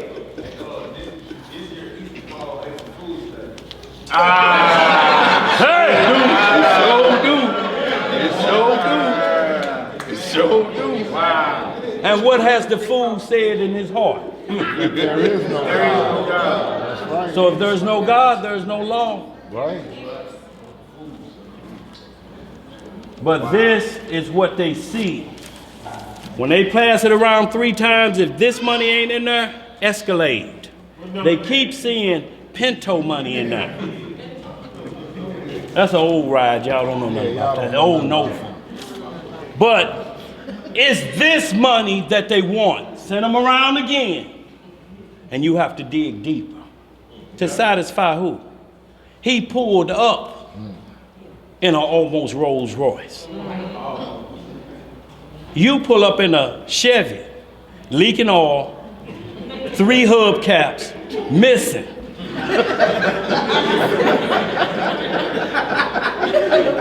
And you finna pay his note? Cheerfully. Get that up. Hey. Y'all, let's just hit these Syrax, y'all. I promise y'all we're gonna hit that. We had a few more on there, but we run out of time. I want to hit that Syrax. You got up on, no, Jasher 9. And this is Abraham's thought, y'all. Jasher 9, I'm sorry. It's up on the board. He had it up there. Sirach is up there too for Abraham.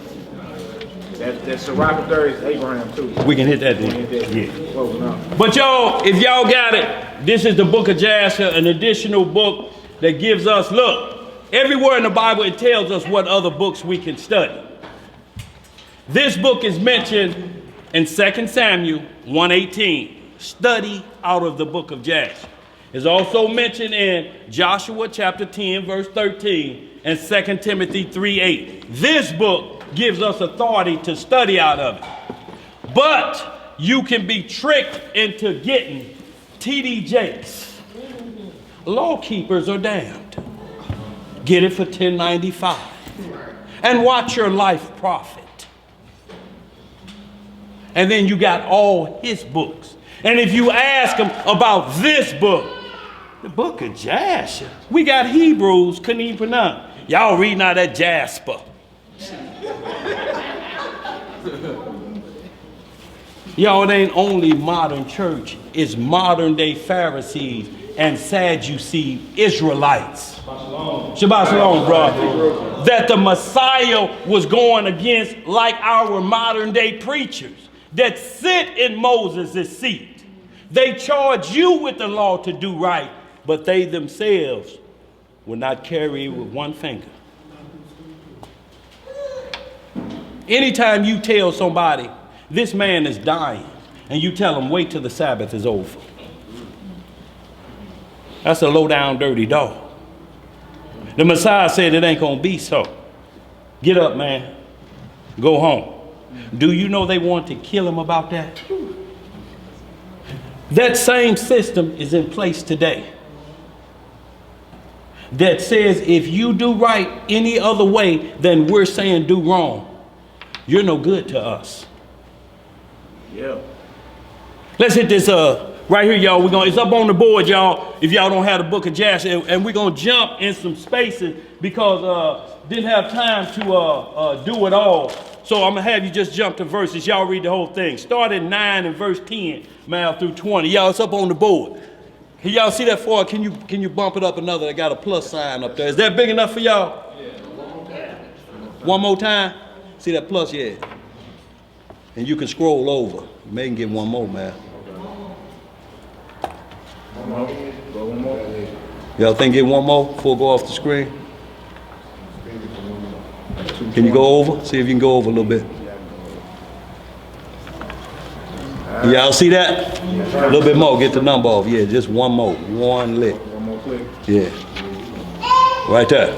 Probably gonna have to drop in one there, man. Y'all, can y'all see that? Y'all ain't that bad. I see a lot of youngsters out there. Moses was 120 and could see that. From page.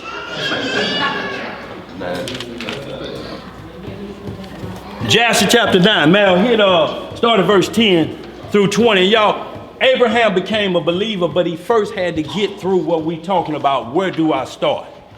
Because you see so many things out there, and you saying, well, the sun makes sure we wake up in the morning, give us strength and make the crops grow. The sun is so powerful, why shouldn't it be God? Y'all ever seen a plant in shade? It will reach for the sun. It'll grow like this if it's under a building to reach for the sun. Y'all ever seen a tree on a hill? It should grow out this way, right? But it grows, it reaches for the sun on the hill.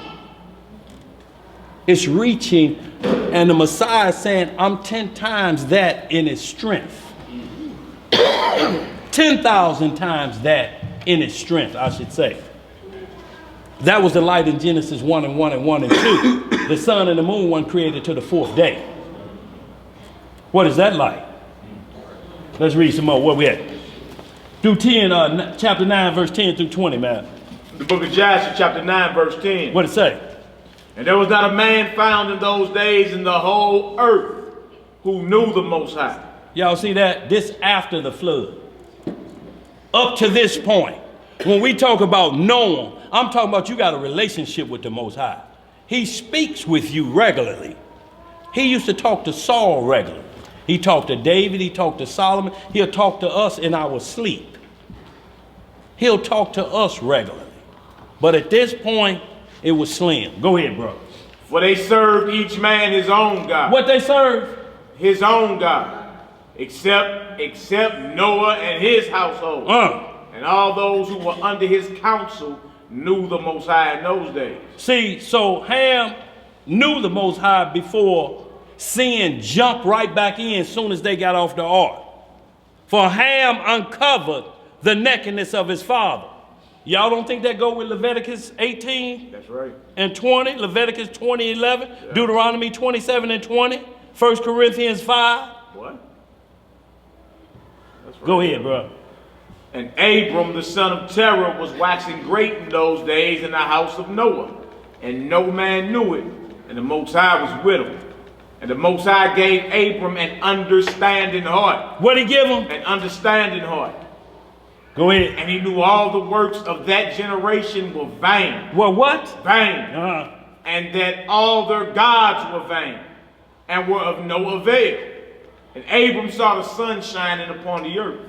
And Abram said unto himself, surely now this sun that shines upon the earth is the Most High, and him will I serve. So y'all see, Abraham thought like we thought. He looking at that, he like, well, that's got to be God then. This is Abraham, y'all. Go ahead. And Abram served the sun in that day, and he prayed to him. And when evening came, the sun set as usual. And Abram said within himself, surely this cannot be God. Y'all see that? You see how sin was corrected? You see how he kept the law, right? Hit me real quick, Deuteronomy 4:19, real quick. So you understand what he didn't fall into. And keeping the law don't mean you ain't gonna never break them. It means you going to fix what you broke. That's keeping the law. That's how you keep the law. But if we tell anybody we don't sin, that's in 1 John 1:8. That's in Ezekiel 18. If we say we have no sin, we a liar. So it ain't like Abraham never sinned. Abraham corrected the thought of sin immediately. Hit that Deuteronomy 4:19. What did it say? Deuteronomy chapter 4, verse 19. And lest thou lift up thine eyes into heaven, and when thou seest the sun and the moon and the stars, even all the host of heaven, shouldest be driven to worship them and serve them, which the Lord thy God hath divided unto all nations under the whole heaven. Go ahead. But the Lord hath taken you and brought you forth out of the iron furnace, even out of Egypt, to be unto him a people of inheritance, as ye are in this day. So he said, if you be driven to worship the sun or the moon, you ain't got nothing coming. I didn't command you to do that. So right here we seeing Abram actually did that. And then got his mind straight and say, the sun went down. No. How must serve something that disappears on me? Because it can't help me at night. Can any crops grow at night? So this is what made him realize that the God I serve, his light never goes out. It never goes down. He served me in my, well, he don't serve me, but he come to help me in my time of need, in my darkest hour, in my sleep, at night. Read some more of this, Jackson. We're going to get out of here. Verse 15. What it say? And Abram still continued to speak within himself. Who is he who made the heavens and the earth? Who created upon earth? Where is he? Where is he what? Where is he? Uh-huh. And night darkened over him. And he lifted up his eyes toward the west, north, south, and east. And he saw that the sun had vanished from the earth, and the day became dark. And Abram saw the stars and moon before him, and he said, surely this is the God who created the whole earth, as well as man. And behold, these his servants are gods around him. And Abram served the moon and prayed to it all that night. And in the morning, when it was light, and the sun shone upon the earth as usual, Abram saw all the things that the Most High had made upon earth. And Abram said unto himself, surely these are not gods that made the earth and all mankind, but these are the servants of God. What are they? Servants of God. And Abram remained in the house of Noah, and there knew the Lord and his ways, and served the Lord all the days of his life. And all that generation forgot the Lord and served other gods of wood, stone, and rebelled all their days. What did he do? Rebelled all their days. Go ahead. 20. And King Nimrod reigned securely, and all the earth was under his control, and all the earth was of one tongue and words of humor. So we see at one time Nimrod of another out of Ham's line was keeping the word of the Lord at one time. But he got too big for his britches and wanted to build a Tower of Babel. That's where all the trouble came out. Skip right down to verse, let's see, go chapter 11, start about verse 23. Flip one over, man. Y'all, we ain't got long. We just got a couple verses, and we're going to be out of here. We're going to hit that Sirach too, y'all. We're going to be up. Okay, chapter 11? Yeah. How you just skip chapters on? Just scroll on. You may have to scroll up. You was at the end of that chapter anyway. That only going to 39, so you can just scroll on up. You get right into it. It's chapter 10. Yeah. Start about verse chapter 10. Chapter 11. I mean, chapter 11, verse 23. We're gonna hit a couple one-liners. Y'all read the whole chapter, but I just want to get to the heart of the matter. We're gonna hit verse 23, then we're gonna hit verse 29 to 31, And we're going to skip to Shalom, 43 sis. to 46. Shalom, sis. Watch that kill and eat, sister. Check out that Leviticus 11, Deuteronomy 14. And the major you must check out. Isaiah 66 and 15. It's the second coming.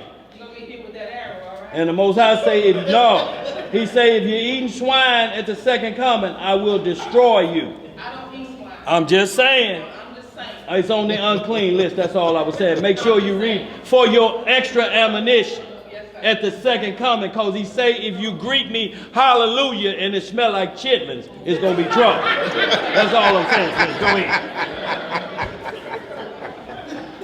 Where we at? What verse you say? Verse 23. And we're going to jump down to 29 to 31 after you read that. What 23 say? Yeah. Joshua 11, verse 23. And when Abram, here it is on the board. Yeah.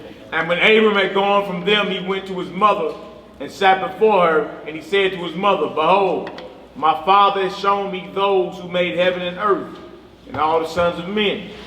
Now therefore hasten and fetch a kid from the flock, and make of it savory meat, that I may bring it to my father's gods as an offering for them to eat.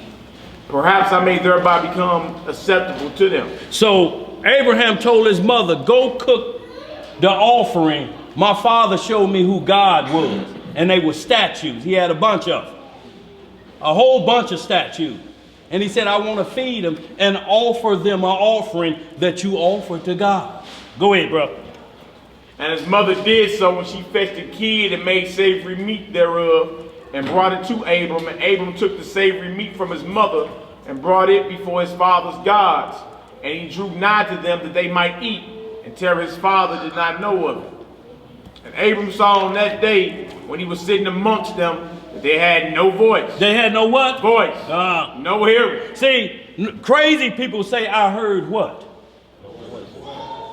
I don't care what they say. They still say, I heard something. Tell me something. Statues or idols don't say nothing.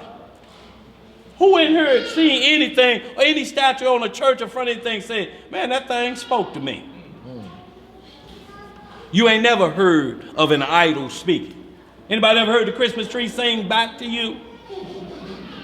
I mean, does it chime in, you old Christmas tree? Oh, and it chimes in, yes, that I am. I am silver and gold. Go ahead, bro. 26.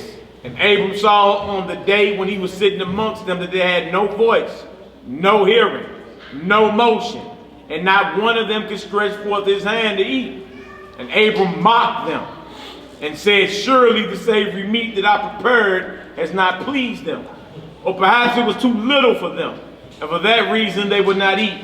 Therefore tomorrow I will prepare fresh savory meat, better and more plentiful than this, in order that I may see the result. Now just skip over to verse 43, y'all, for time's sake. We're going to clear on out. Y'all read the whole thing, and you're going to see them going through a process.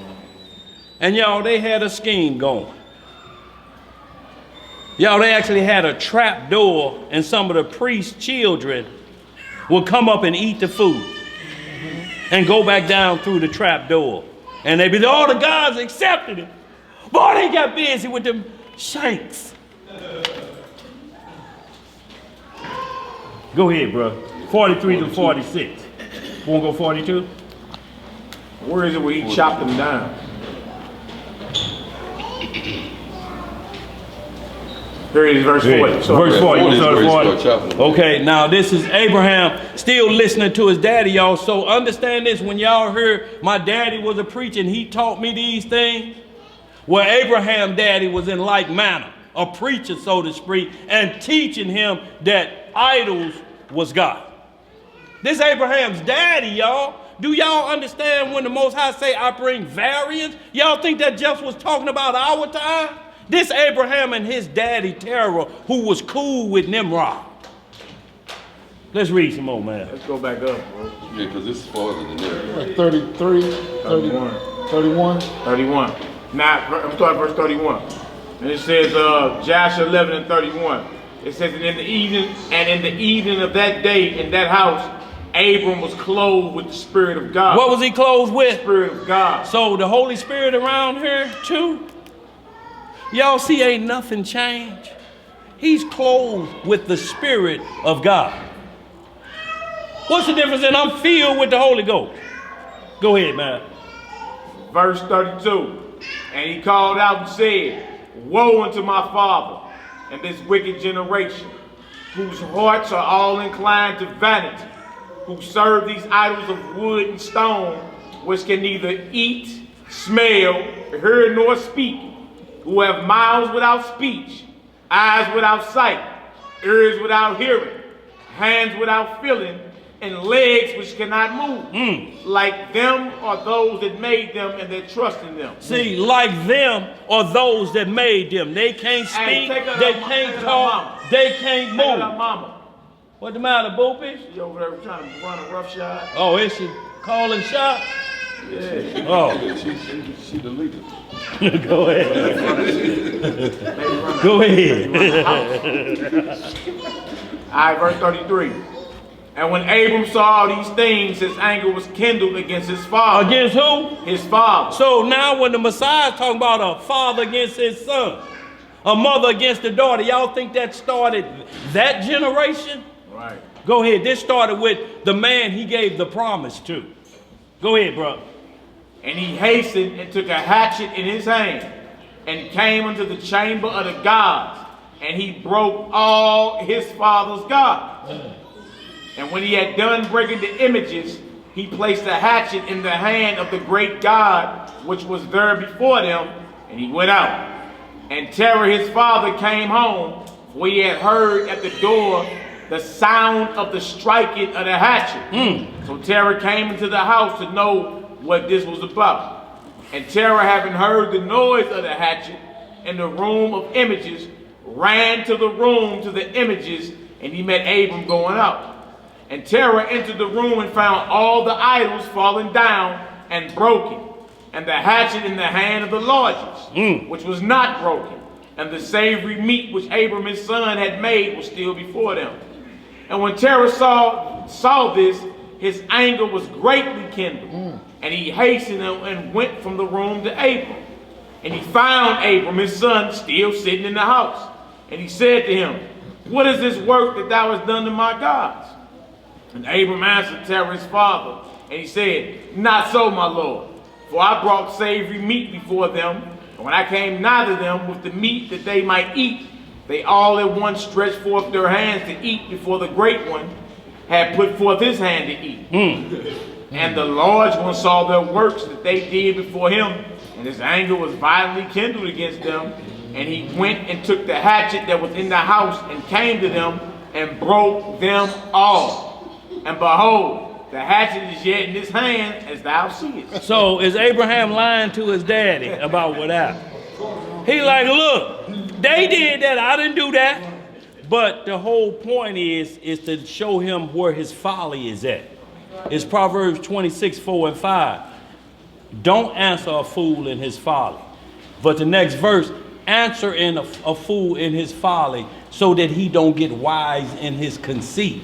Abraham was only, basically, you don't want to call a lie, he was playing a game with his father telling them they eat, they drink, they gods. But yet his daddy, Abraham, would tell him, yeah, your gods did all that work. You know them ones that eat regular food like we do? Read on some more, man. Verse 41. And Terah's anger was kindled against his son Abram when he spoke this. And Terah said to Abram his son in his anger, what is this tale that thou hast told? What's this lie you talking? See, this older people call it a tale. Boy, don't you stand there and tell no tale in front of me. Go ahead, bro. Thou speakest lies Thou to me. speakest what? Lies to me. Is there in these God's spirit, soul, or power to do all thou hast told me? Are they not wood and stone? And have I not myself made them? And can thou speak such lies, saying that the Lord God that was with them smote them? It is thou that didst place the hatchet in his hand, and then sayest he smote them all. And Abram answered his father and said to him, And how can thou then serve these idols, in whom there is no power to do anything? Can those idols in which thou trustest deliver thee? Can they hear thy prayers when thou callest upon them? Can they deliver thee from the hands of thy enemies? Or will they fight thy battles for thee against thy enemies? If thou shouldest serve wood and stone, which can neither speak nor hear. And now, surely it is not good for thee, nor for the sons of men that are connected with thee, to do these things. Are you so silly? Are you so what? Silly, so foolish, or so short of understanding that you will serve wood and stone and do after this manner? So was he talking rough to his father? He just asked him a question. You just said they can't eat or they drink, and you said they was God. I'm not lying. I'm just saying what you said. You said they was God, and I said they ate food and bust the other ones up. So who lying, me or you? How you gonna point the finger at me? And you started off with this lie. I'm just talking about the same lie you talking about. His father knew that they weren't gods. Because he's like, look, I made one of them. Yeah. I made them. You see what I'm saying? So it was a good setup, if you want to call it that, because Abraham's response would be, then how are we worshiping them then? Spiritual war. You Fair. understand? Or how do we worship them if they can't eat, smell, see, talk, hear, or even walk? How do you worship what you made? You feel me? It's backwards. That's why the Most High said he's jealous. Like how do you sweat over something, and you feel me, and then get your kneecaps dusty bowing to it? You made that. Right. You finished that? Yeah, well, we can hold that. Yeah, we can hold it. Y'all read the rest of it, y'all. All we want y'all to do is understand once again, where do I start? You start with the arm of God and his law. See, everything that goes against that is telling you against that. Don't do the law. You have no protection during the law. Well, all you're going to be left is idol worship. Please understand Ephesians 6. This is spiritual. That's the armor we have to be clothed with. The clothing of the Spirit. The breastplate of righteousness. The helmet of salvation. Feet shod with the preparation of the gospel. Ready to go walk and take this somewhere else. And loins girded with truth. That's right. See, Peter talk about gird the loins of your mind with truth, as well as down here. Why? Because that truth is what caused us the problem in the Garden of Eden. And then he had to cover them. What part did he cover? Y'all know what part he covered. He covered the part to show them where your sin is at. This was caused y'all problems. The first commandment, Satan made y'all go left field. Be fruitful and multiply. First thing he told Noah getting off the boat. Everything is good. Go do what? Be fruitful and multiply and replenish the earth. What did Ham do coming out of salvation? Noah got high on his own supply. Broke, he was a husbandman, planted a vineyard. Yeah, just one more sip, dog, just one more. Was out. Same thing happened with Denzel Washington, the devil in a blue dress. Got his partner drunk. Him and the other one went in another room and uncovered his nakedness. Habakkuk 2:15. Woe be to the man that giveth his neighbor the bottle to drink, that he may uncover his nakedness. It ain't him looking at his neighbor's body naked. His wife is his. She belonged to him. He's the head of her. To uncover that nakedness they talking about. Like Leviticus 18 says, do not approach thy father's brother's wife to uncover his nakedness. Who is your father's brother's wife? Huh? So what is what? Have relations with. With who? With your auntie. That's what it means to uncover one nakedness. So y'all, where do I start? Start with belief first. I got to believe everything written in here to get my understanding. And it ain't gonna be like regular books. I'm gonna have to take my time and go through this.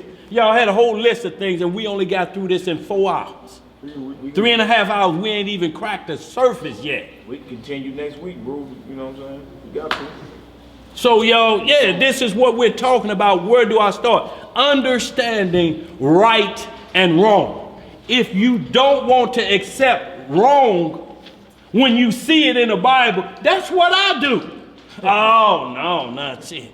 I was with you to the law, but you and the Lord tripping.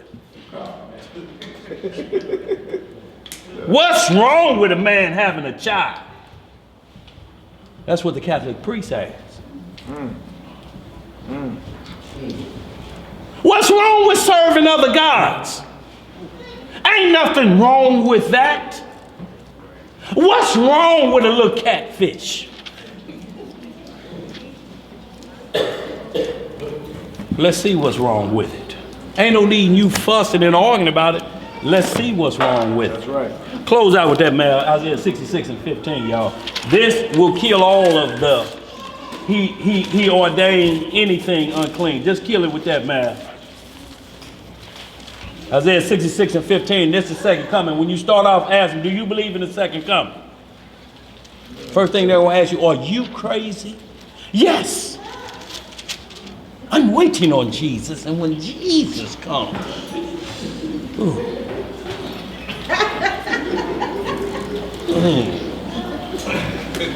I mean, they're looking for something.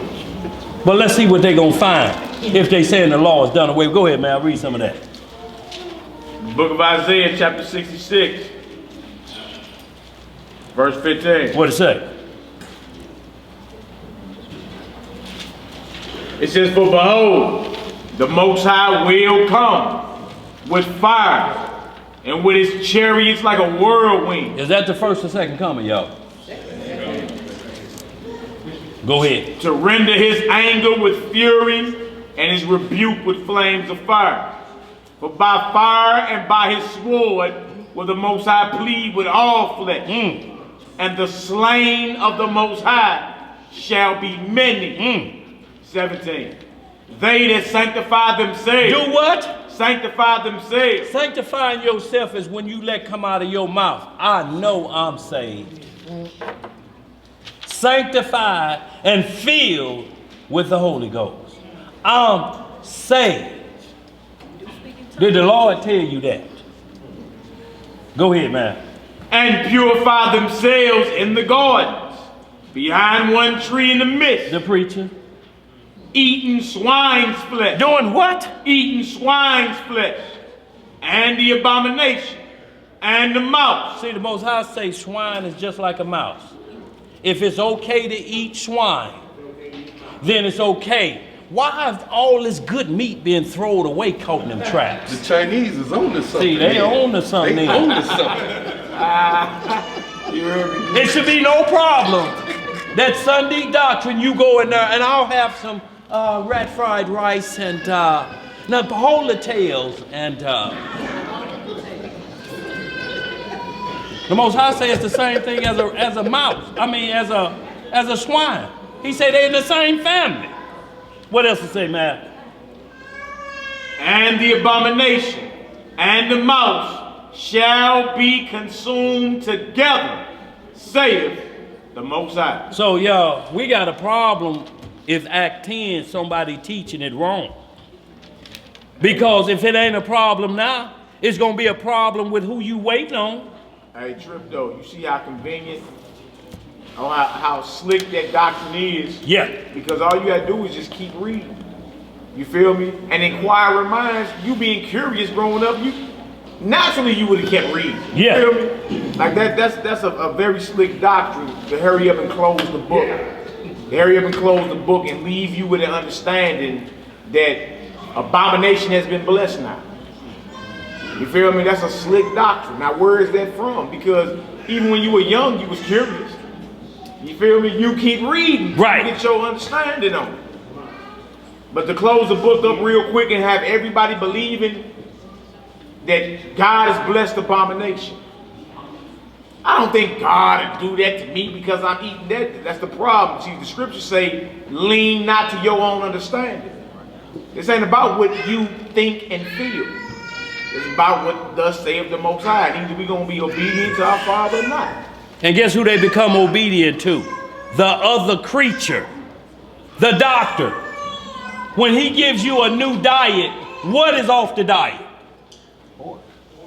The white meat is gone. He say you can't keep eating this, it's killing you. And you come home sad. But guess what he also say? If you can't stop, this will help you break it down for about a day or two, and then that's going to catch up with you. And then I'm going to have to write another one. And then I'm going to have to write another one. And then I'm going to have to write another one. All you have to do is take this prescription, and you won't have to take these 10 prescriptions. Because by law, the doctor is ordered to give you what before he give you a prescription? He give you what you taking in. Stop eating that and eat this. And your problems will go away. They told me you was a good doctor. Big Mama smothered pork chops and onions and gravy is no more. They're no more, ma'am. I ain't coming back to you. Just give me that prescription. So what you want the prescription for then? So I can keep